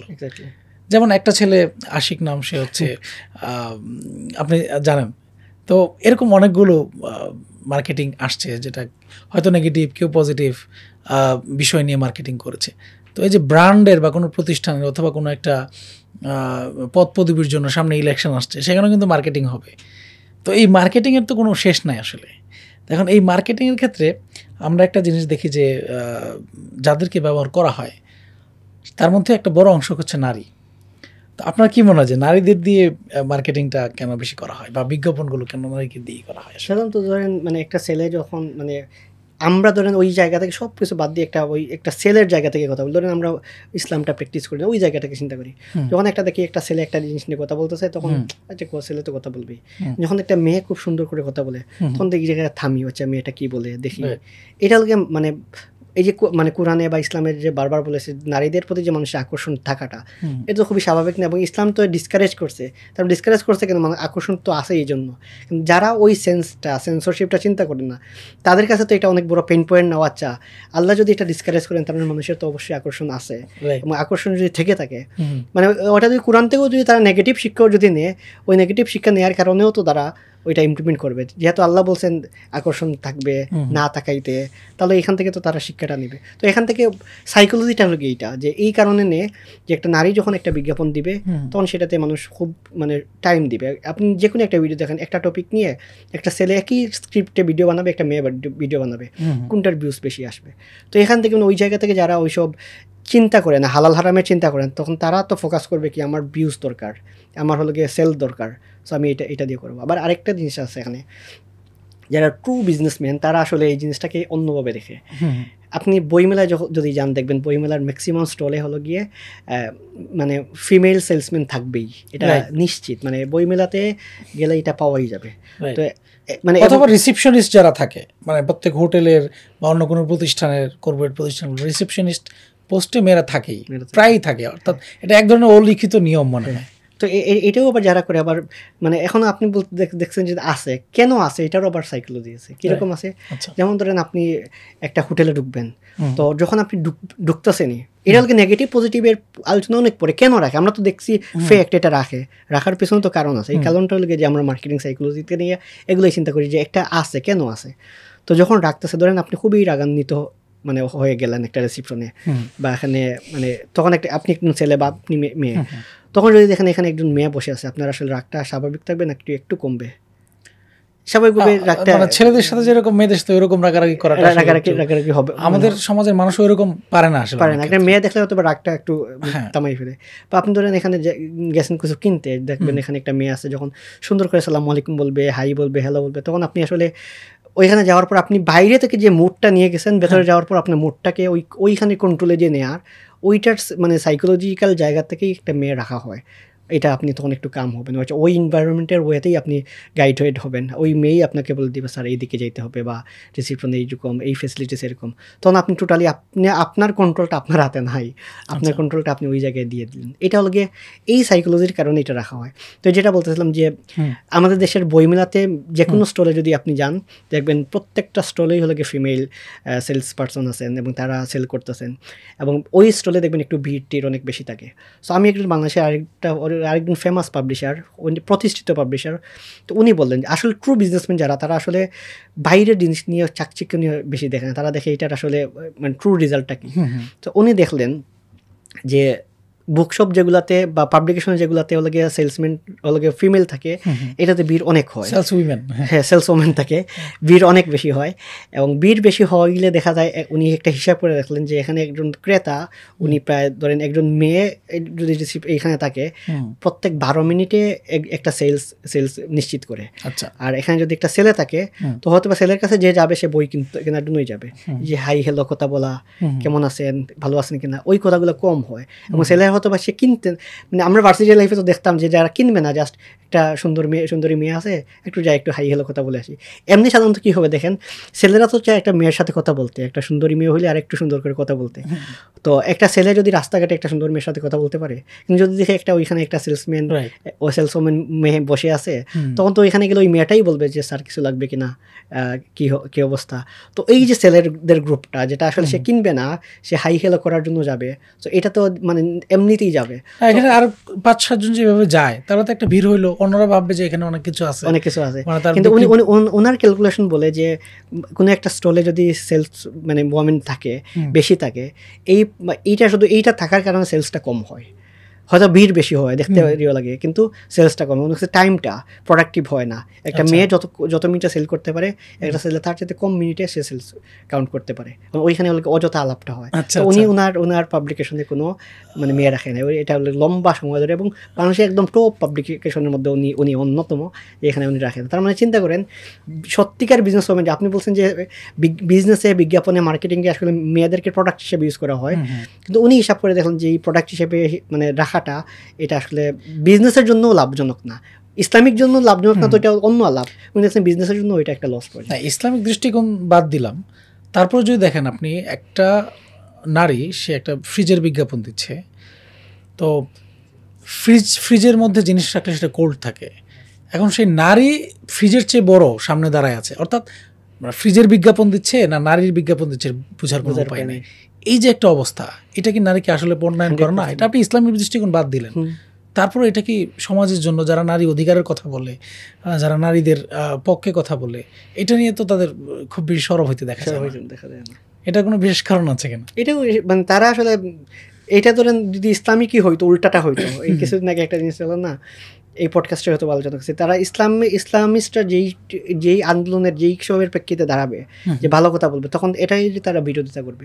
বাট এই জায়গাতে নারীকে পণ্যায়ন করা হচ্ছে, এই জায়গায় একটা ফ্রিজের, শুধু ফ্রিজ তো আপনি বলেন, একটা বাইকের এর সাথে একটা মেয়ের সম্পৃক্ততা কি, শুধু বাইক না, আগে আমরা ছোটোবেলায় যেটা দেখলাম যে ব্লেডের, রেজার, এগুলোর সাথে সম্পর্ক কি, একটা পারফিউম, বা আমি যখন পারফিউম মেরে খেয়ে আসি, তখন তো আসলে আমার চিন্তাই হয় না যে আমি পারফিউমটা একটা মেয়ে দেখবে, মেয়েরা আমার পেছনে দৌড়াবে, এটা কেউ ওই চিন্তা করে পারফিউম মাখে না, কিন্তু বারবার পুশ করা হচ্ছে আপনি যদি পারফিউম মাখেন তাহলে মানে মেয়েরা আপনাকে পছন্দ করবে, আপনি যদি মানে দাঁত ব্রাশ করেন ক্লোজ আপ দিয়ে, আপনার রিলেশনশিপটা একটা হইতেও পারে, বাসে আপনি হঠাৎ করে আপনি যখন কথা বলবেন তো একজন ইমপ্রেস হয়ে যাবে, কিন্তু এটা আসলে জীবনেও তো হয় না আসলে। কিন্তু এটা দেখেন প্রত্যেক জায়গায়, যেখানে আমি দাঁত ব্রাশ করবো ভাই, এখানে তো আমার মানে একজন, এটা তো আমার কাইন্ড অফ বেসিক নিডস না, তো এই জায়গায় আবার ওইটাকে মানে ইম্পোজ করা হচ্ছে ফিমেলটাকে, তো এটা আসলে বললাম না খুবই আননেসেসারি। আপনি যদি খুবই সেন্সিবল ওয়েতেও যদি চিন্তা করেন, আপনি ইসলামটা যদি বাদও দেন, তখন মনে হবে এটা আসলে ডাজন্ট মেক সেন্স। আর এই জন্য আসলে তখন আবার ইসলামটাই যে আমরা মানি, তখন ইসলাম মানাটাকে আরও জাস্টিফাই হয়, যে ইসলাম যে বলছে, কেন বলছে, বা ইসলাম কেন যে আমাদের মানাটা দরকার, কেন যে আমরা কোনো কিছু ব্যাখ্যা ছাড়াও যদি আমরা শিখি তার মানে যে বেনিফিট হয়, তখন আমাদের জাস্টিফিকেশন পাই যে না, ইসলামটাও যে বেস্ট। এবং এই যে জিনিসটা আমরা দেখবেন যত কিছু অপছন্দনীয় কাজ মনে হয়, ম্যাক্সিমাম জিনিস দেখবেন ওই ইসলামটা না মানার কারণে। আচ্ছা, আরেকটা ইন্টারেস্টিং বিষয় হচ্ছে, আমরা মানে বিজ্ঞাপনের জগতে বা মার্কেটিংয়ের জগতে একটা ইন্টারেস্টিং পরিবর্তন দেখতে পাচ্ছি। আপনি বিগত 2-3 বছর আগেও কখনো দেখবেন না যে কোনো বিজ্ঞাপনে কোনো হিজাবি নারী দেখানো হচ্ছে। এখন দেখবেন যে বিলবোর্ডে বা বিভিন্ন অ্যাডভার্টাইজমেন্টে, টিভিতে, ইউটিউবে বিজ্ঞাপনে কিন্তু এরকম হিজাবি নারী দেখানো হচ্ছে, কোথাও কোথাও নিকাব করা, বোরকা পরা মহিলা দেখানো হচ্ছে। তো এটা একটা, এই চেঞ্জটা আসলে কেন? এটা হলো যখন সমাজটা চেঞ্জ হচ্ছে, আচ্ছা, যখন সমাজটা চেঞ্জ হবে তখন আসলে সমাজের মার্কেটিংটা আসলে কি, মানুষের সমাজের মানুষ যা দেখতে চায় সেটার তো রিফ্লেকশন। Right. এখন ধরেন যে প্লেয়ারটা ফর্মে নাই, এই প্লেয়ারটারে দিয়ে যদি বিজ্ঞাপন দেওয়া হয়, আপনি কি বিজ্ঞাপনটা দেখবেন? দেখার সাথে সাথে গালি দিবেন, নেগেটিভ দেখার সাথে সাথে গালি দিবেন। এখন কারণ কি ম্যাক্সিমাম বাংলাদেশের প্রেক্ষিতে যত দিন যাচ্ছে অত অনেক বেশি মানুষ কালচারালি অনেক বেশি মুসলিম হচ্ছে। এটা হল ওয়ার্ডটাকে আমি আর একটু ব্যাখ্যা সাপেক্ষ, যে কালচারালি মুসলিম হওয়া মানে কি, অন্তত মানে একটা ফিমেল সে হিজাব পরতেছে, হিজাব পরেই হয়তো বা সে এটা তার বন্ধুর সাথে আড্ডা দিচ্ছে, তার সে প্রেম করতেছে, এটা তো খারাপ, তাই না? কিন্তু আগে, আজ থেকে 20 বছর আগেও কিন্তু এই ট্রেন্ডটা ছিল না, যে প্রেম করতো অন্তত দেখা যেত তার অবস্থানটা ভিন্ন। এখন কিন্তু বোরকা পরেও মানুষ প্রেম করতেছে, অর্থাৎ এইটা যে খারাপ ওইটার যে ভালো, এবং দুইটাই আমি বলবো না যে দুইটাই ঠিক আছে, অন্তত হিজাব পরে প্রেম, এটা তো ভালো বলার তো সুযোগ নেই। কিন্তু কালচারালি যে মানুষজন অনেক বেশি চেঞ্জ হচ্ছে এটার একটা প্রমাণ।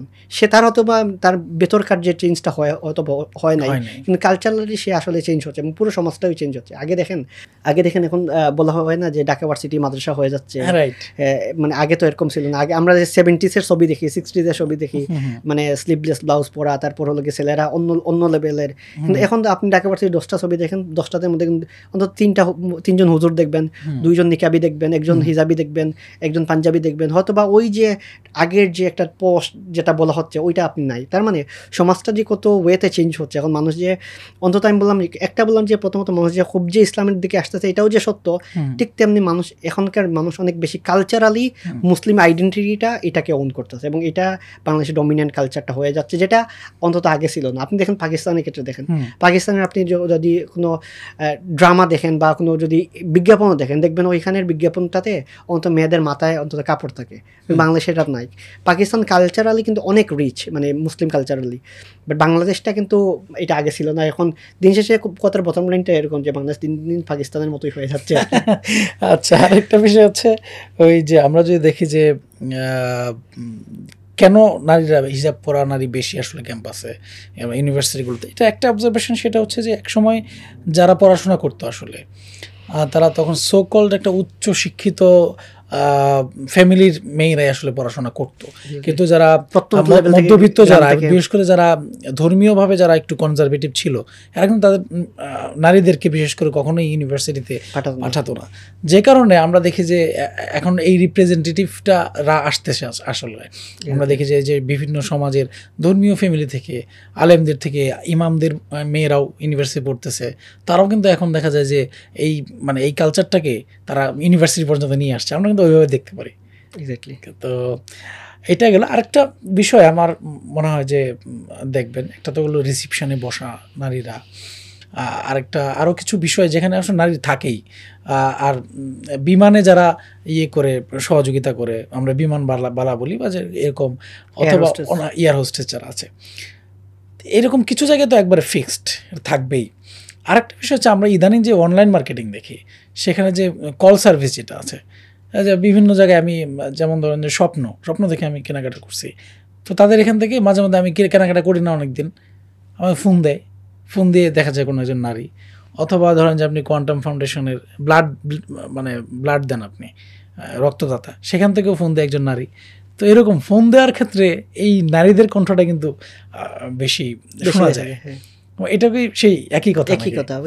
যখন ধরেন আপনার এক স্বাভাবিকভাবে ছেলেরা কি চায়, ছেলেরা দিন শেষে চায় মেয়েদের সাথে কথা বলতে, এবং সেই জায়গায় কোনো মেয়ে যদি তার সাথে কথা বলতে চায়, এটা তো তার কাছে অনেক, মানে ছেলেদের জায়গা থেকে অনেক বড় পাওয়া, একটা মেয়ে আমাকে ফোন দিছে, কথা বলছে। তো এই জায়গার থেকে যখন মানে নারীদেরকে দিয়ে করানো হচ্ছে, এটা আসলে মানে একটা ছেলে ওই সাইকোলজি থেকে। সেকেন্ড হলো কি, আমাদের দেশে দেখেন কিছু জব আছে, যে জবগুলা নারীদেরকে দিয়ে কাজ করানোটা অনেক ক্ষেত্রে অনেক সস্তা। কীরকম সস্তা দেখেন, আপনাকে যদি ধরেন কেউ মানে জব দিতে চায়, তো আপনি জব করার আগে আপনি চিন্তা করবেন, আচ্ছা আপনার এই জবটা দিয়ে আপনার উপর ডিপেন্ডেন্ট অনেকেই আছে, আপনার ফ্যামিলি আছে, মা বাবা আছে, বাচ্চা কাচ্চা আছে, হয়তো আপনার জবটা আসলে আপনার নিডই হতো বা একটা অ্যামাউন্ট ধরেন 30,000, 40,000, 50,000, কিন্তু ধরেন আমাদের ফ্যামিলির কারো, আমাদের ওয়াইফ বলেন, বোন বলেন, তার ক্ষেত্রে কিন্তু 40,000 টাকা হয়তো মানে এত না লাগলেও হয়, তার ক্ষেত্রে 10-15,000 টাকা 20,000 টাকা যথেষ্ট, পাইলেও অনেক যথেষ্ট। অনেক তো মনে ধরেন করে। ওদের জায়গা থেকে যারা আসলে ওই জব হোল্ডার, জব দেয়, তারা যখন জবদাতা, তারা যখন একটা পোস্ট ক্রিয়েট করে, তখন দেখে যে একটা মেয়েকে দিয়ে যদি আমি কল সেন্টারে কাজ করাই, আমি হয়তো বা 15-20,000 টাকা দিয়ে করতে পারতেছি। ইন কেস আমি যদি এখানে একজন ছেলে রাখতে হয়, তাহলে আমাকে 40,000 টাকা দিতে হচ্ছে। অর্থাৎ এই জায়গা থেকেও কিন্তু তার জায়গা থেকে উইন সিচুয়েশন, অনেকগুলো উইন সিচুয়েশন সে দেখেই কিন্তু ওইভাবে ওই দিকে আগাচ্ছে। আচ্ছা, তাছাড়া ধরো যে একজন নারী কল দিলে এটা হুটহাট মানে ধমক দিয়ে রেখে দেওয়াটা বাংলাদেশের পুরুষদের কালচার আসলে এটা নাই, এটা পারেও না আসলে। অন্তত রেখে দিলেও একটু ভদ্রতার সাথে কথা শেষ করে রাখে আর কি। তো এটা আসলে বাস্তব। তো আমরা মার্কেটিং তো আসলে গুরুত্বপূর্ণ জিনিস, এটা অস্বীকার করার সুযোগ নাই। আর এখন উদ্যোক্তা তৈরি হচ্ছেন, অনেক নানান ধরনের উদ্যোগ আমরা দেখতে পাচ্ছি। তো সে জায়গায় এখন মার্কেটিং তো শিখতে হয় নাকি মার্কেটিং এভাবে পারা যায়? না, আমি বলি যে মার্কেটিংটা আসলে বই পড়ে শেখার চেয়ে, কোর্স করে শেখার চাইতে মানে সবচেয়ে ইম্পর্টেন্ট শিখতে হয় মানে অবজার্ভ করে। তো অবজার্ভ করে শেখাটা কি, তো এটা আমি আমাদের আলোচনা শুরুতেই বললাম যে কেউ হয়তো বা জেনে বুঝে মার্কেটিং করে, কেউ না জেনেও মার্কেটিং করে। মার্কেটিং কিন্তু সবাই করে। কীরকম দেখেন, আপনি একটা ফল বিক্রেতা, তো ফল বিক্রেতা কি মার্কেটিং করতেছে না? সে অবশ্যই মার্কেটিং করতেছে। সে হয়তো মার্কেটিং শব্দই জানে না, মার্কেটিং কোনো টার্মই জানে না, কিন্তু তার দেখেন মার্কেটিংটা অনেক কিছু করতেছে। এবং এইসব টার্ম থেকেই দিন শেষে যারা মার্কেটিং সাইকোলজিস্ট, যারা মার্কেটিং টার্ম বের করে লেখালেখি করে, তারা কিন্তু এইসব জায়গা থেকেই একটা টার্ম বের করে পরে এটা অ্যাপ্লাই করতেছে বিগ কর্পোরেশনে, বিগ প্রজেক্টে। জাস্ট একটা এক্সাম্পল দিই, আপনি যদি আম কিনতে যান বা আপনি এইরকম কোনো একটা জিনিস, মিষ্টি কি মিষ্টি না, মানে ধরেন আঙ্গুর কিনতে যান, তখন মানে সাধারণত কি করে একজন ফল বিক্রেতা, মানে মামা একটা খেয়ে দেখেন না, যদি মিষ্টি না হয় টাকা দিয়েন না, কনফিডেন্ট ফ্রিতে নিয়ে আনেন, আমি পুরো জিনিসটা ফ্রিতে দিয়ে দিব। এটা যখন করে, তখন আর সাধারণত কি হয়, ধরেন আমি একটা ফল খেলাম বা আমি একটা আম একটু কেটে দিল, আমি খেলাম, খাওয়ার পর আমি কনভিন্স যে না, সে তো সত্য বলছে, এটা ঠিক বলছে। আমি খাওয়ার আগে হয়তো বা কনভিন্স ছিলাম না, নিব কিনা, টাকা আছে কিনা, দেখবো কিনা। যখন সে আমাকে খাওয়াই ফেলছে, তখন আমি বলবো যে এখন না নিলে কেমন লাগে, এই একটা গিল্টি ফিল করে হয় না। সো এটা যখন সে করতেছে, ধরেন তার অভিজ্ঞতা লব্ধ জ্ঞান, সে দেখছে তার আরও ব্যবসায়ীরা এরকম করে, সেও এরকম করতেছে। কিন্তু এইটাকে আপনি দেখেন, আপনি বলেন এটা কিন্তু মার্কেটিং টার্ম আছে, অবশ্যই এটাকে বলে ফ্রিমিয়াম মডেল। ফ্রিমিয়াম মডেলটা কি, আপনি কাউকে কোনো কিছু ফ্রিতে একটু দিবেন, দেওয়ার পর আগ্রহ তৈরি হবে, আপনি আরও বেশি চাইবে, তখন আরও বেশি দিবেন। এটা হলো ফ্রিমিয়াম। মানে ফ্রিমিয়াম একটা প্রিমিয়াম বলে না, প্রিমিয়াম মানে টাকা দিয়ে করতেছেন, আর ফ্রিমিয়াম মানে হলো ফ্রি, তারপর আস্তে আস্তে এটাতে প্রিমিয়ামে যাবে। আচ্ছা, সো এটা হলো এখন এই জিনিসটা ধরে এটা যেমন সাপোজ আপনাকে বিভিন্ন জায়গায়, আমরা যেমন আমি আজকে দেখতেছিলাম যে ইউটিউব, সাপোজ ইউটিউব প্রিমিয়াম আপনি কেনার আগে আপনাকে বলবে যে 1 মাস 15 দিন আমরা ফ্রিতে দিতে চাচ্ছে তারা। এরকম হয়। আমরা যখন ইউনিভার্সিটি ছিলাম তখন ডেইলি স্টার কি করতো, যারা ভালো রেজাল্ট করে তারা কিন্তু ফ্রিতে 6 মাস তাদের পত্রিকায়, এক্স্যাক্টলি সে কিন্তু তার মাথা কিনে ফেলছে, কারণ 6 মাসে পড়ার পর অভ্যস্ত হয়ে গেল। তার রাইটিং এর সাথে কর্পোরেশনে যাবে, কোম্পানির মালিক হবে, সে যখন একটা কোম্পানির সিইও হবে, তখন ওই কোম্পানিতে সে কোন পেপার রাখবে? শুধু পেপার রাখে না, কারণ সে তো একসময় ব্যবসায়ী হচ্ছে, তার প্রতিষ্ঠান আছে, সে অ্যাড দিবে, সবকিছু কিন্তু সে এখানে দিবে। এটা কিন্তু অনেক বড় একটা বিষয়। তো যে প্রিমিয়াম বলছেন, তাতে এটা আমি জানতাম না।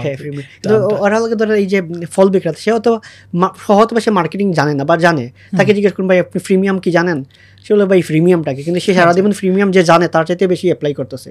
তার মানে আমাদের এই শেখাটা, আমি যদি দেখি যে আজকে আমি কোনো একটা কিছু কিনছি, তার মানে অবশ্যই এখানের পেছনে মার্কেটিং ছিল। হয় আমি এখানে কিনলাম কিনা, হয়তো আমার বউ জারি দিয়ে বলছে এটা না কিনলে ঘরে ঢুকতে দিব না, তার মানে আমার ওই যে ফিয়ার থেকে কিনছে, এটাতে বলে মানে টাইম লাইন হলে ফর্মও বলে ফিয়ার অফ মিসিং আউট। ওটা বলে এক্সাম্পলটা একটু ডিফারেন্ট, যে একটা তাড়াতাড়ি কিনে না কিনে শেষ হয়ে যাচ্ছে, ফিয়ার অফ মিসিং আউট, আসন সীমিত, অফার সীমিত সময়ের জন্য সীমিত।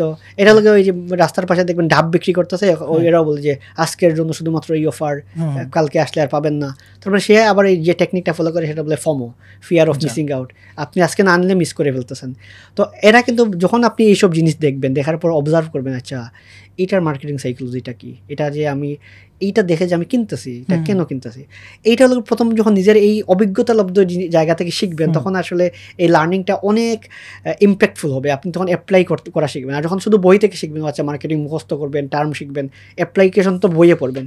সো আমি সবসময় ফিল করি মার্কেটিং শেখার জন্য প্রথমে দরকার আপনার দেখুন একটা দোকানে যাওয়া, বাজারে যাওয়া, গিয়ে দেখেন একটা বাজারে তারা একটা জিনিস কীভাবে সেল করে। আপনি হয়তো একটা জিনিস হয়তো কিনতেন না, সে বলছে এটার সাথে কিন্তু আরেকটা ফ্রি, তখন আপনি আচ্ছা ফ্রি যেহেতু তাহলে কিনে ফেলি। এই যে আপনি ফ্রি যেহেতু কিনে ফেলছেন এটার মডেলটা কি, আপনি একটু এখন তো ChatGPT আছে, আপনি ChatGPT-র সাথে কথা বলেন যে আজকে দোকানে গেলাম, দোকানে যাওয়ার পর বললো যে এই জিনিসটার সাথে এটা ফ্রি দেখে আমি কিনে ফেললাম। তো এইটার পেছনে মার্কেটিং সাইকোলজি কি, সেই শেখাবে বাচ্চা এটা। প্রতিদিন এগুলো 10টা 5টা 2টা 4টা করে শিখেন, আপনি 1 সপ্তাহ বা 1 মাসে আপনি যেটা শিখবেন এটার যে কোনো বই যে কোনো কোর্স করার চাইতে অনেক দূর আগে। মানে আপনার মার্কেটিং শেখার জন্য আপনার প্রথম পয়েন্ট হচ্ছে যে অবজার্ভ করা, মানে যেখানে যান সেখানে অবজার্ভ করা, কারণ নিজে কেনার সময় আয়োজন কি কিনতেছে সেটাও দেখতে হবে, কারণ আমরা প্রতিদিন তো এটার মধ্যেই আছি। আমরা যদি বললাম না এটা তো আসলে আমরা 1 বছর পরে করব, যেমন ধরেন কথার কথা যদি বলি উমরা করবেন, ঠিক আছে উমরা করলে কি পাওয়া যায়, এখন যদি বলে প্রতিদিন দেখেন, প্রতিদিন আপনি ভিডিও দেখে কতটুকু ওইখানে যাওয়ার পর ফিল হবে। মার্কেটিংটা তো আপনি প্রতিনিয়ত যাচ্ছেন, আপনি রিক্সায়, আমি বললাম আজকে রিক্সায় যে উঠবো, রিক্সা ওঠার আগে দেখবেন বাসা থেকে বের হওয়ার পর অনেক রিক্সা আছে, কোন রিক্সা উঠবে, কেন উঠতেছে, কোন রিক্সা উঠবেন, দেখবেন যেই রিক্সাওয়ালা আপনাকে বলে মামা কই যাবেন, এই রিক্সাওয়ালা এখানেই আপনি উঠবেন, যে ডাক দিতেছেন না আপনি, আর আপনার দরকার কিন্তু যে ডাক দিতেছেন তার কাছে উঠবেন না, যে ডাক দিছে তার কাছে আমি উঠলাম। এটার মার্কেটিং টার্ম কি, আরও কিছু এক্সাম্পল দাও, তখন আপনাকে ChatGPT AI বলে দিবে এটার এক্সাম্পলটাকে। তার মানে প্রতিদিন যত টাকা আপনার পকেট থেকে বের হয় কেন বের হয়েছে এটা নিয়ে ChatGPT-র সাথে একটু কথা বলেন। এটা আরও উদাহরণ, যেমন যে আমরা তো সারাদিন আমি ঢাকা শহরে আমি চিন্তা করি যে সারাদিন ধরুন যে অ্যাটলিস্ট 100 থেকে 200 ভিক্ষুক আমার কাছে ভিক্ষা চায়। এক্স্যাক্টলি, আমি কোন ভিক্ষুককে টাকাটা দিই আসলে, এক্স্যাক্টলি কেন দেই, এটার পিছনে তো অবশ্যই মার্কেটিং সাইকোলজি আছে। সবাই দেখা যায় যে একটা ভিক্ষুক সে তার নিজেকে খুব অসহায় হিসেবে উপস্থাপন করে, এটা তার মার্কেটিং পলিসি। সে তার দৃষ্টি আকর্ষণ করার চেষ্টা করে, কেউ বিভিন্ন সুন্দর সুন্দর গান গেয়ে গেয়ে, কে হচ্ছে তার দুঃখের কষ্টের কথা বলে দৃষ্টি আকর্ষণ করার চেষ্টা করতেছে। ভিক্ষুককে আপনি কখন টাকা দেন সেটাও কিন্তু আপনার মানে টাইমের সাথে রিলেটেড। সাধারণত মানুষ একদম হয় সকালবেলা অফিসে যাওয়ার আগে হয়তো বা দেয়, কিন্তু এটা কম। কিন্তু মানুষ কখন ভিক্ষুককে টাকা দেয় জানেন? দুপুরে খাবার পর। খাবার পর কেন দেয়? দুপুরে খাবার করবো যখন বলে মামা আমি কিছু খাই নাই, তখন আপনার কাছে সাইকোলজিক্যালি আমি তো খাইলাম সে খাইলো না। সকালবেলা যদি বলে খাই না, আরে সকালবেলা তো আমিও তো খাই না, তোমার কি খাওয়াবো এখন, এরকম কাজ করে। বিকেলবেলা হয়তো বা অফিস থেকে খুবই ক্লান্ত, বসের জারি টারি খাইয়ে বের হয়েছি, তো এই জায়গায় যদি বলে ভাই মামা টাকা দেন, তখন রাগ উঠবে, রাগ আরে এই টাইমে কিসের টাকা, আমার বাসায় চলে যাবো তাড়াহুড়া। মানুষ আসলে ওই 1-2 ঘন্টা তাকে পিক আওয়ার, এই টাইমে দেখেন এটা তো গুলো হচ্ছে আওয়ারের কথা, প্লেসটা গুরুত্বপূর্ণ। এক্স্যাক্টলি, যেমন সিনেমা হলের সামনে বা এই যে এরকম কোনো জায়গায় কিন্তু ভিক্ষুক থাকে না, থাকে মসজিদের সামনে, থাকে হাইকোর্টের সামনে, জজ কোর্টের সামনে। কেন? একজন মানুষের মামলা আছে, হাদিস আছে যে আমাদের বিপদ কাটে। তো ওই মানে ভিক্ষুক এখন সাইকোলজি জানে যে কোথায় বসলে মানুষজন হেল্প করবে বেশি। এটা মানে ভিক্ষুকের কাছ থেকে কিন্তু আমাদের মার্কেটিং শিকার আছে, ঠিক শিকার আছে। তো ধরেন যে আমরা এটা প্রায়ই দেখি আসলে, বিশেষ করে মসজিদের সামনে কিন্তু অসংখ্য ভিক্ষুক থাকে, আর ওরাও বিভিন্নভাবে চায়, টাকা চায়। কেউ মানে একজন এক এক জিনিস চায়, কেউ বলে যে কিছু টাকা চায়, কেউ বলে খাবার চায়। খাবার কিন্তু সে আসলে খাবার খাইতে চায় না, আমি এরকম অভিজ্ঞতা আছে আমার, যে সে বলতেছে আমাকে কিছু কিনে দেন, খাবার খাই। এখন একজন মানুষ খাবার দিতে হয়তো 100 টাকা লাগবে, তো চিন্তা করে 100 টাকা দিব, আমি খাবার কিনে দিব কেন? সে কিন্তু টাকা চাচ্ছে না, ওই ভিক্ষুকরা টাকা চাচ্ছে না, সে চাচ্ছে খাবার। দোকানের সামনে দাঁড়ায় আমাকে, মানে সে একটা হোটেলের সামনে, কিন্তু আপনি যদি এত টাকা দিব, তাকে খাবার কিনে দিব, দরকার কি? 20 টাকা দিয়ে দিলেন, সে নিজের মতো করে কিনে খাক। তো এটা কিন্তু সাইকোলজি এবং এটা কিন্তু মার্কেটিংয়ের একটা ইস্যু আসলে।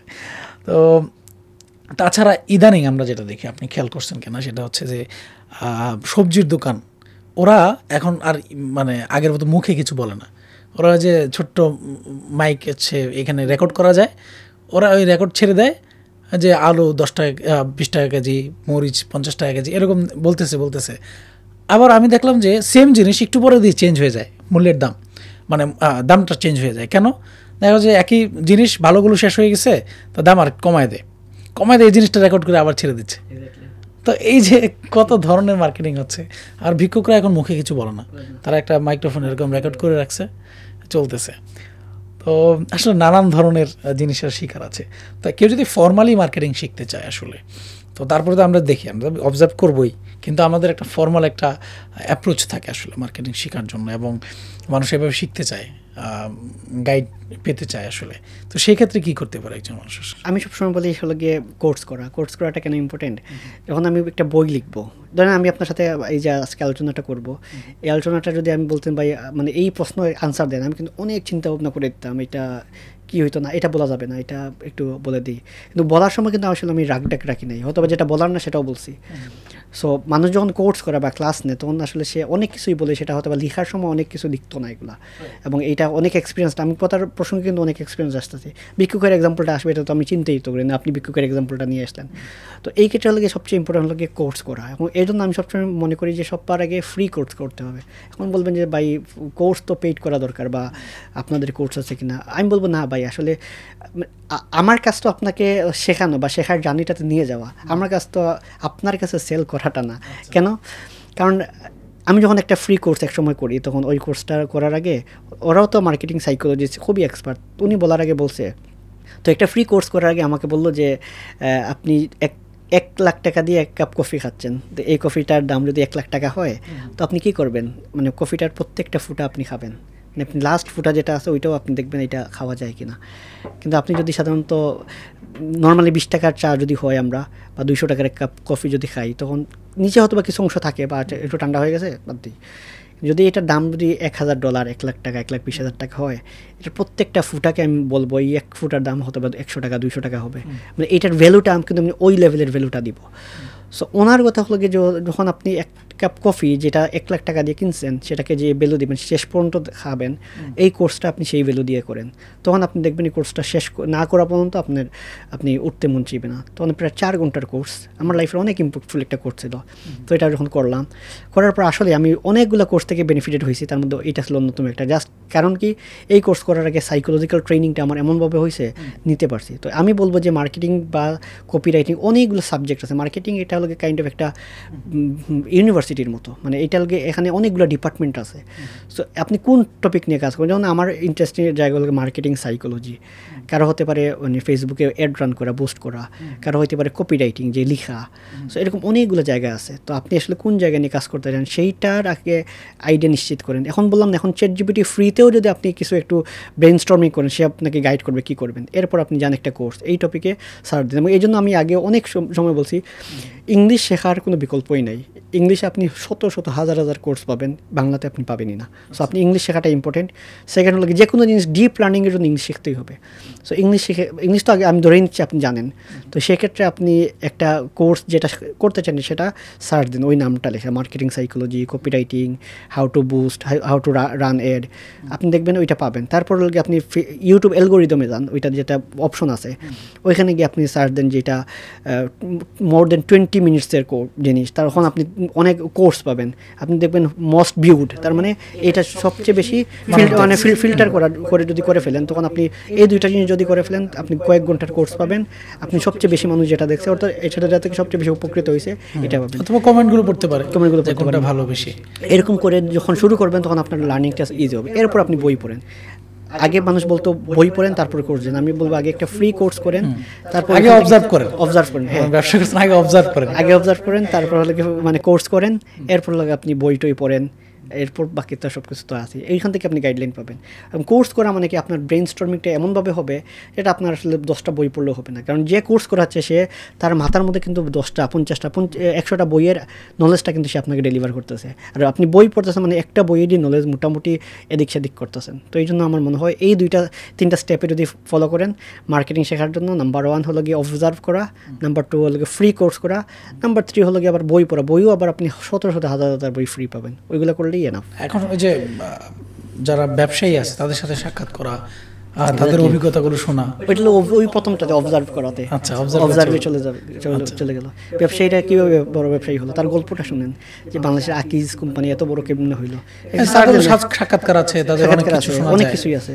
তো আমরা আসলে মানে মনে করে আসলে এগুলো শোনা যাবে না, এগুলো কেমনে কি। তো এইটার কারণে আসলে আমাদের হয়ে ওঠে না। আচ্ছা, সবশেষ একটা জিনিস, এখন ধরেন যে আমার প্রোডাক্ট আছে, আমি প্রোডাকশন করি, কিন্তু আমার মার্কেটিং করার মতো যোগ্যতা, অ্যাবিলিটি নাই, বা এরকম করার মতো আমার টাইম নাই, তখন আমি কি মানে কোনো এজেন্সির কাছে যাব? মার্কেটিংয়ের জন্য এজেন্সির কাছে যাওয়াটা কি সাজেস্ট? আমাদের দেশে মার্কেটিং এজেন্সি অনেক কিছুই আছে, আবার মার্কেটিং যারা কনসালটেন্সি তারাও আছে। তো ডিপেন্ডস অন আপনার প্রোডাক্টটা কত বড়। আমাদের দেশে সাধারণত কী হয়, ধরেন কেউ একটা প্রোডাক্ট যখন লঞ্চ করবে তখন সে সব কিছুর বাজেট রাখে, মার্কেটিংয়ের বাজেটটা রাখে না। সে প্রোডাক্ট লঞ্চ মানে এভরিথিং সব কিছুই করে, ইম্পোর্ট করে এক্সপোর্ট করে কত টাকা সব কিছু। কিন্তু মার্কেটিং যখন আপনি এটাও যে একটা বাজেট রাখতে হয়, এই চিন্তাটা যখন থাকবে তখন সে এইটাকে টোটাল প্রোডাক্টের কস্টের মধ্যে ঢুকাবে। তখন বলবে আচ্ছা প্রোডাক্টের দাম রাখবো 100 টাকা, 100 টাকার মধ্যে আমার ধরেন মানে মার্কেটিংয়ে কত টাকা যাবে, তারপর প্রফিট হবে কত, এটা যখন ঢুকে যাবে তখন সে মার্কেটিং যদি 20 টাকা মানে ইনভেস্ট করে তখন সেটা তার কাছে কস্ট মনে হবে না, এটা মনে হয় সেটা এখান থেকে রিটার্ন আসবে। তো এক্ষেত্রে অনেকগুলো অপশনস আছে। কিন্তু আমি সবসময় ফিল করি নতুন একটা বিজনেসের ক্ষেত্রে যিনি করবেন তার মোটামুটি একটু ধারণা, ওনার এক্সপার্ট হওয়ার দরকার নেই, মোটামুটি মার্কেটিং কী, কেমনে করে, অন্যরা কীভাবে করে, ওই অবজার্ভ করা এবং কিছু একটু যদি শেখেন ভালো। আর যখন যারা বড় ব্যবসায় তার একটু টাইমও নাই, তখন এইটা এরকম যোগ্য কাউকে দিয়ে হায়ার করে তাকে অ্যাসাইন করা, এটা ইম্পর্টেন্ট। তো এটা না করলে আসলে দেখা যায় আমাদের ম্যাক্সিমাম বলে ভুল হবে, আমাদের অনেক ইন্ডাস্ট্রির তাদের অন্য সব কিছুতে বাজেট রাখে। স্পেশালি আমি মিডিওকার ইন্ডাস্ট্রির কথা বলছি, বড় ইন্ডাস্ট্রির তার সেটআপই আলাদা। মিডিওকার ইন্ডাস্ট্রির দেখা যায় তার সব কিছুর বাজেট আছে, মার্কেটিং বাজেট নেই। তাকে যদি বলেন ভাই আপনার মার্কেটিং বাজেট কত, তাকে জিজ্ঞেস করেন ভাই এটাতে খরচ কত, লাভ কত, সে বলবে খরচ কত, লাভ কত।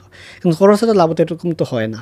তার মার্কেটিং বাজেট রাখবে, তার ব্র্যান্ডিংয়ের বাজেট রাখবে। এটা তো না রাখার ফলে দেখা যায় যে আমাদের ওই স্কেল আপ হয় না। মিডিওকার যারা তার মিডিওকারই থেকে যায়, তারা ওই হাই লেভেলে যাইতে পারে না। তো এটা অন্যতম একটা প্রবলেম। তার বাজেট রাখে না প্রথমত, আর বাজেট রাখে না বলেই সে আসলে বুঝতে পারে না এটা কার কাছে। না, এখন ধরেন যে আমরা যে ডিজিটাল মার্কেটিংয়ের কথা বলি, ধরেন যে আপনার ডিজিটাল মার্কেটিং করার জন্য আমি ফেসবুক উদাহরণস্বরূপ যদি বলি, আপনার ডলার ইনভেস্ট করা, তারপর হচ্ছে আরও অনেকগুলো কাজ করতে হয়। আসলে এটা তো সবার দ্বারা সম্ভব না। আবার কিছু আছে মানে যারা কাজে এটা তার কাছে কিন্তু সব কিছু আছে, অ্যাভেলেবল আছে, সে অল্প সময়ে এবং নির্ভুল টার্গেট করে আপনাকে অনেক মার্কেটিং করে দিতে পারতেছে।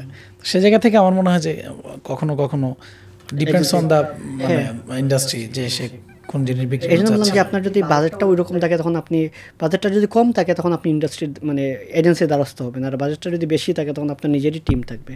সো এটা ডিপেন্ড করে, বা আপনার এমন একজন লোক থাকবে যে এই যে কাজটা একটা এজেন্সি করে দিবে, সেই পুরো কাজটাই কিন্তু একজন মানুষ চাইলে করে দিতে পারে যে এইসবে এক্সপার্ট। তখন আপনি এজেন্সির পিছনে হয়তো মাসে 50,000, 1 লাখ, 2 লাখ টাকা দিচ্ছেন, এটা নিজের ইনহাউস একটা টিম থাকে তখন এটা তো কমে আসতো।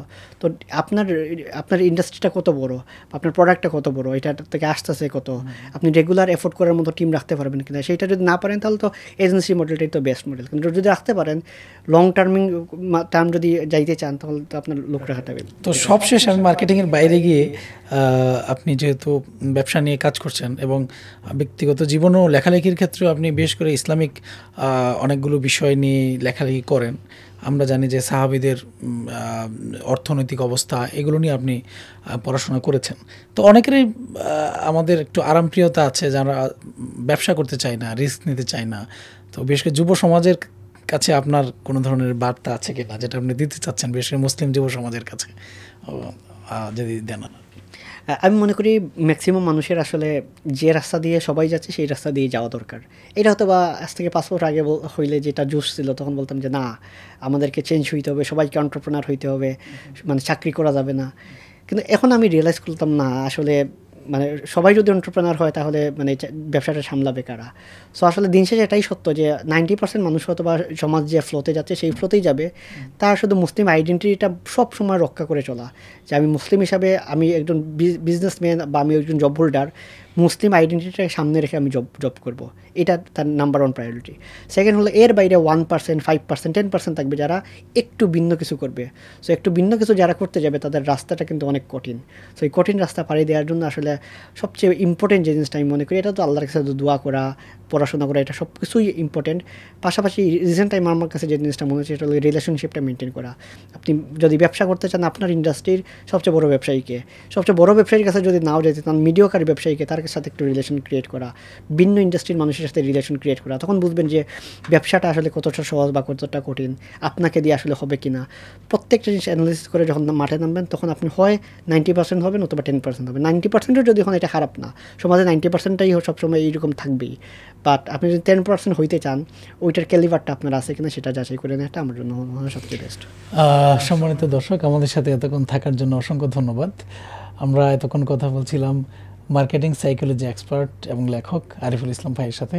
ভাই আপনাকে অসংখ্য ধন্যবাদ, এবং আমরা আশা করছি আপনার সাথে আরও অনেক বিষয় নিয়ে কথা বলার ছিল। আসলে আজকে শুধু মার্কেটিং নিয়ে কথা বলেছি, এবং আপনারা যদি ভাইয়ের কাছ থেকে অন্য কোনো বিষয়ে জানতে চান তাহলে ইনশাল্লাহ ভাইকে নিয়ে আমরা আরেকটা আড্ডা, আরেকটা পডকাস্ট করার চেষ্টা করব। আপনাদের কোনো পরামর্শ থাকলে অবশ্যই দিবেন। ইনোভাটক্সের এই পর্বগুলো আপনাদের কাছে কেমন লাগছে সেগুলো আমাদেরকে জানাবেন, এবং আশা করছি আমাদের সাথে সামনের পর্বে আবার থাকবেন সে প্রত্যাশা রেখে আজকে শেষ করছি। আসসালামু আলাইকুম।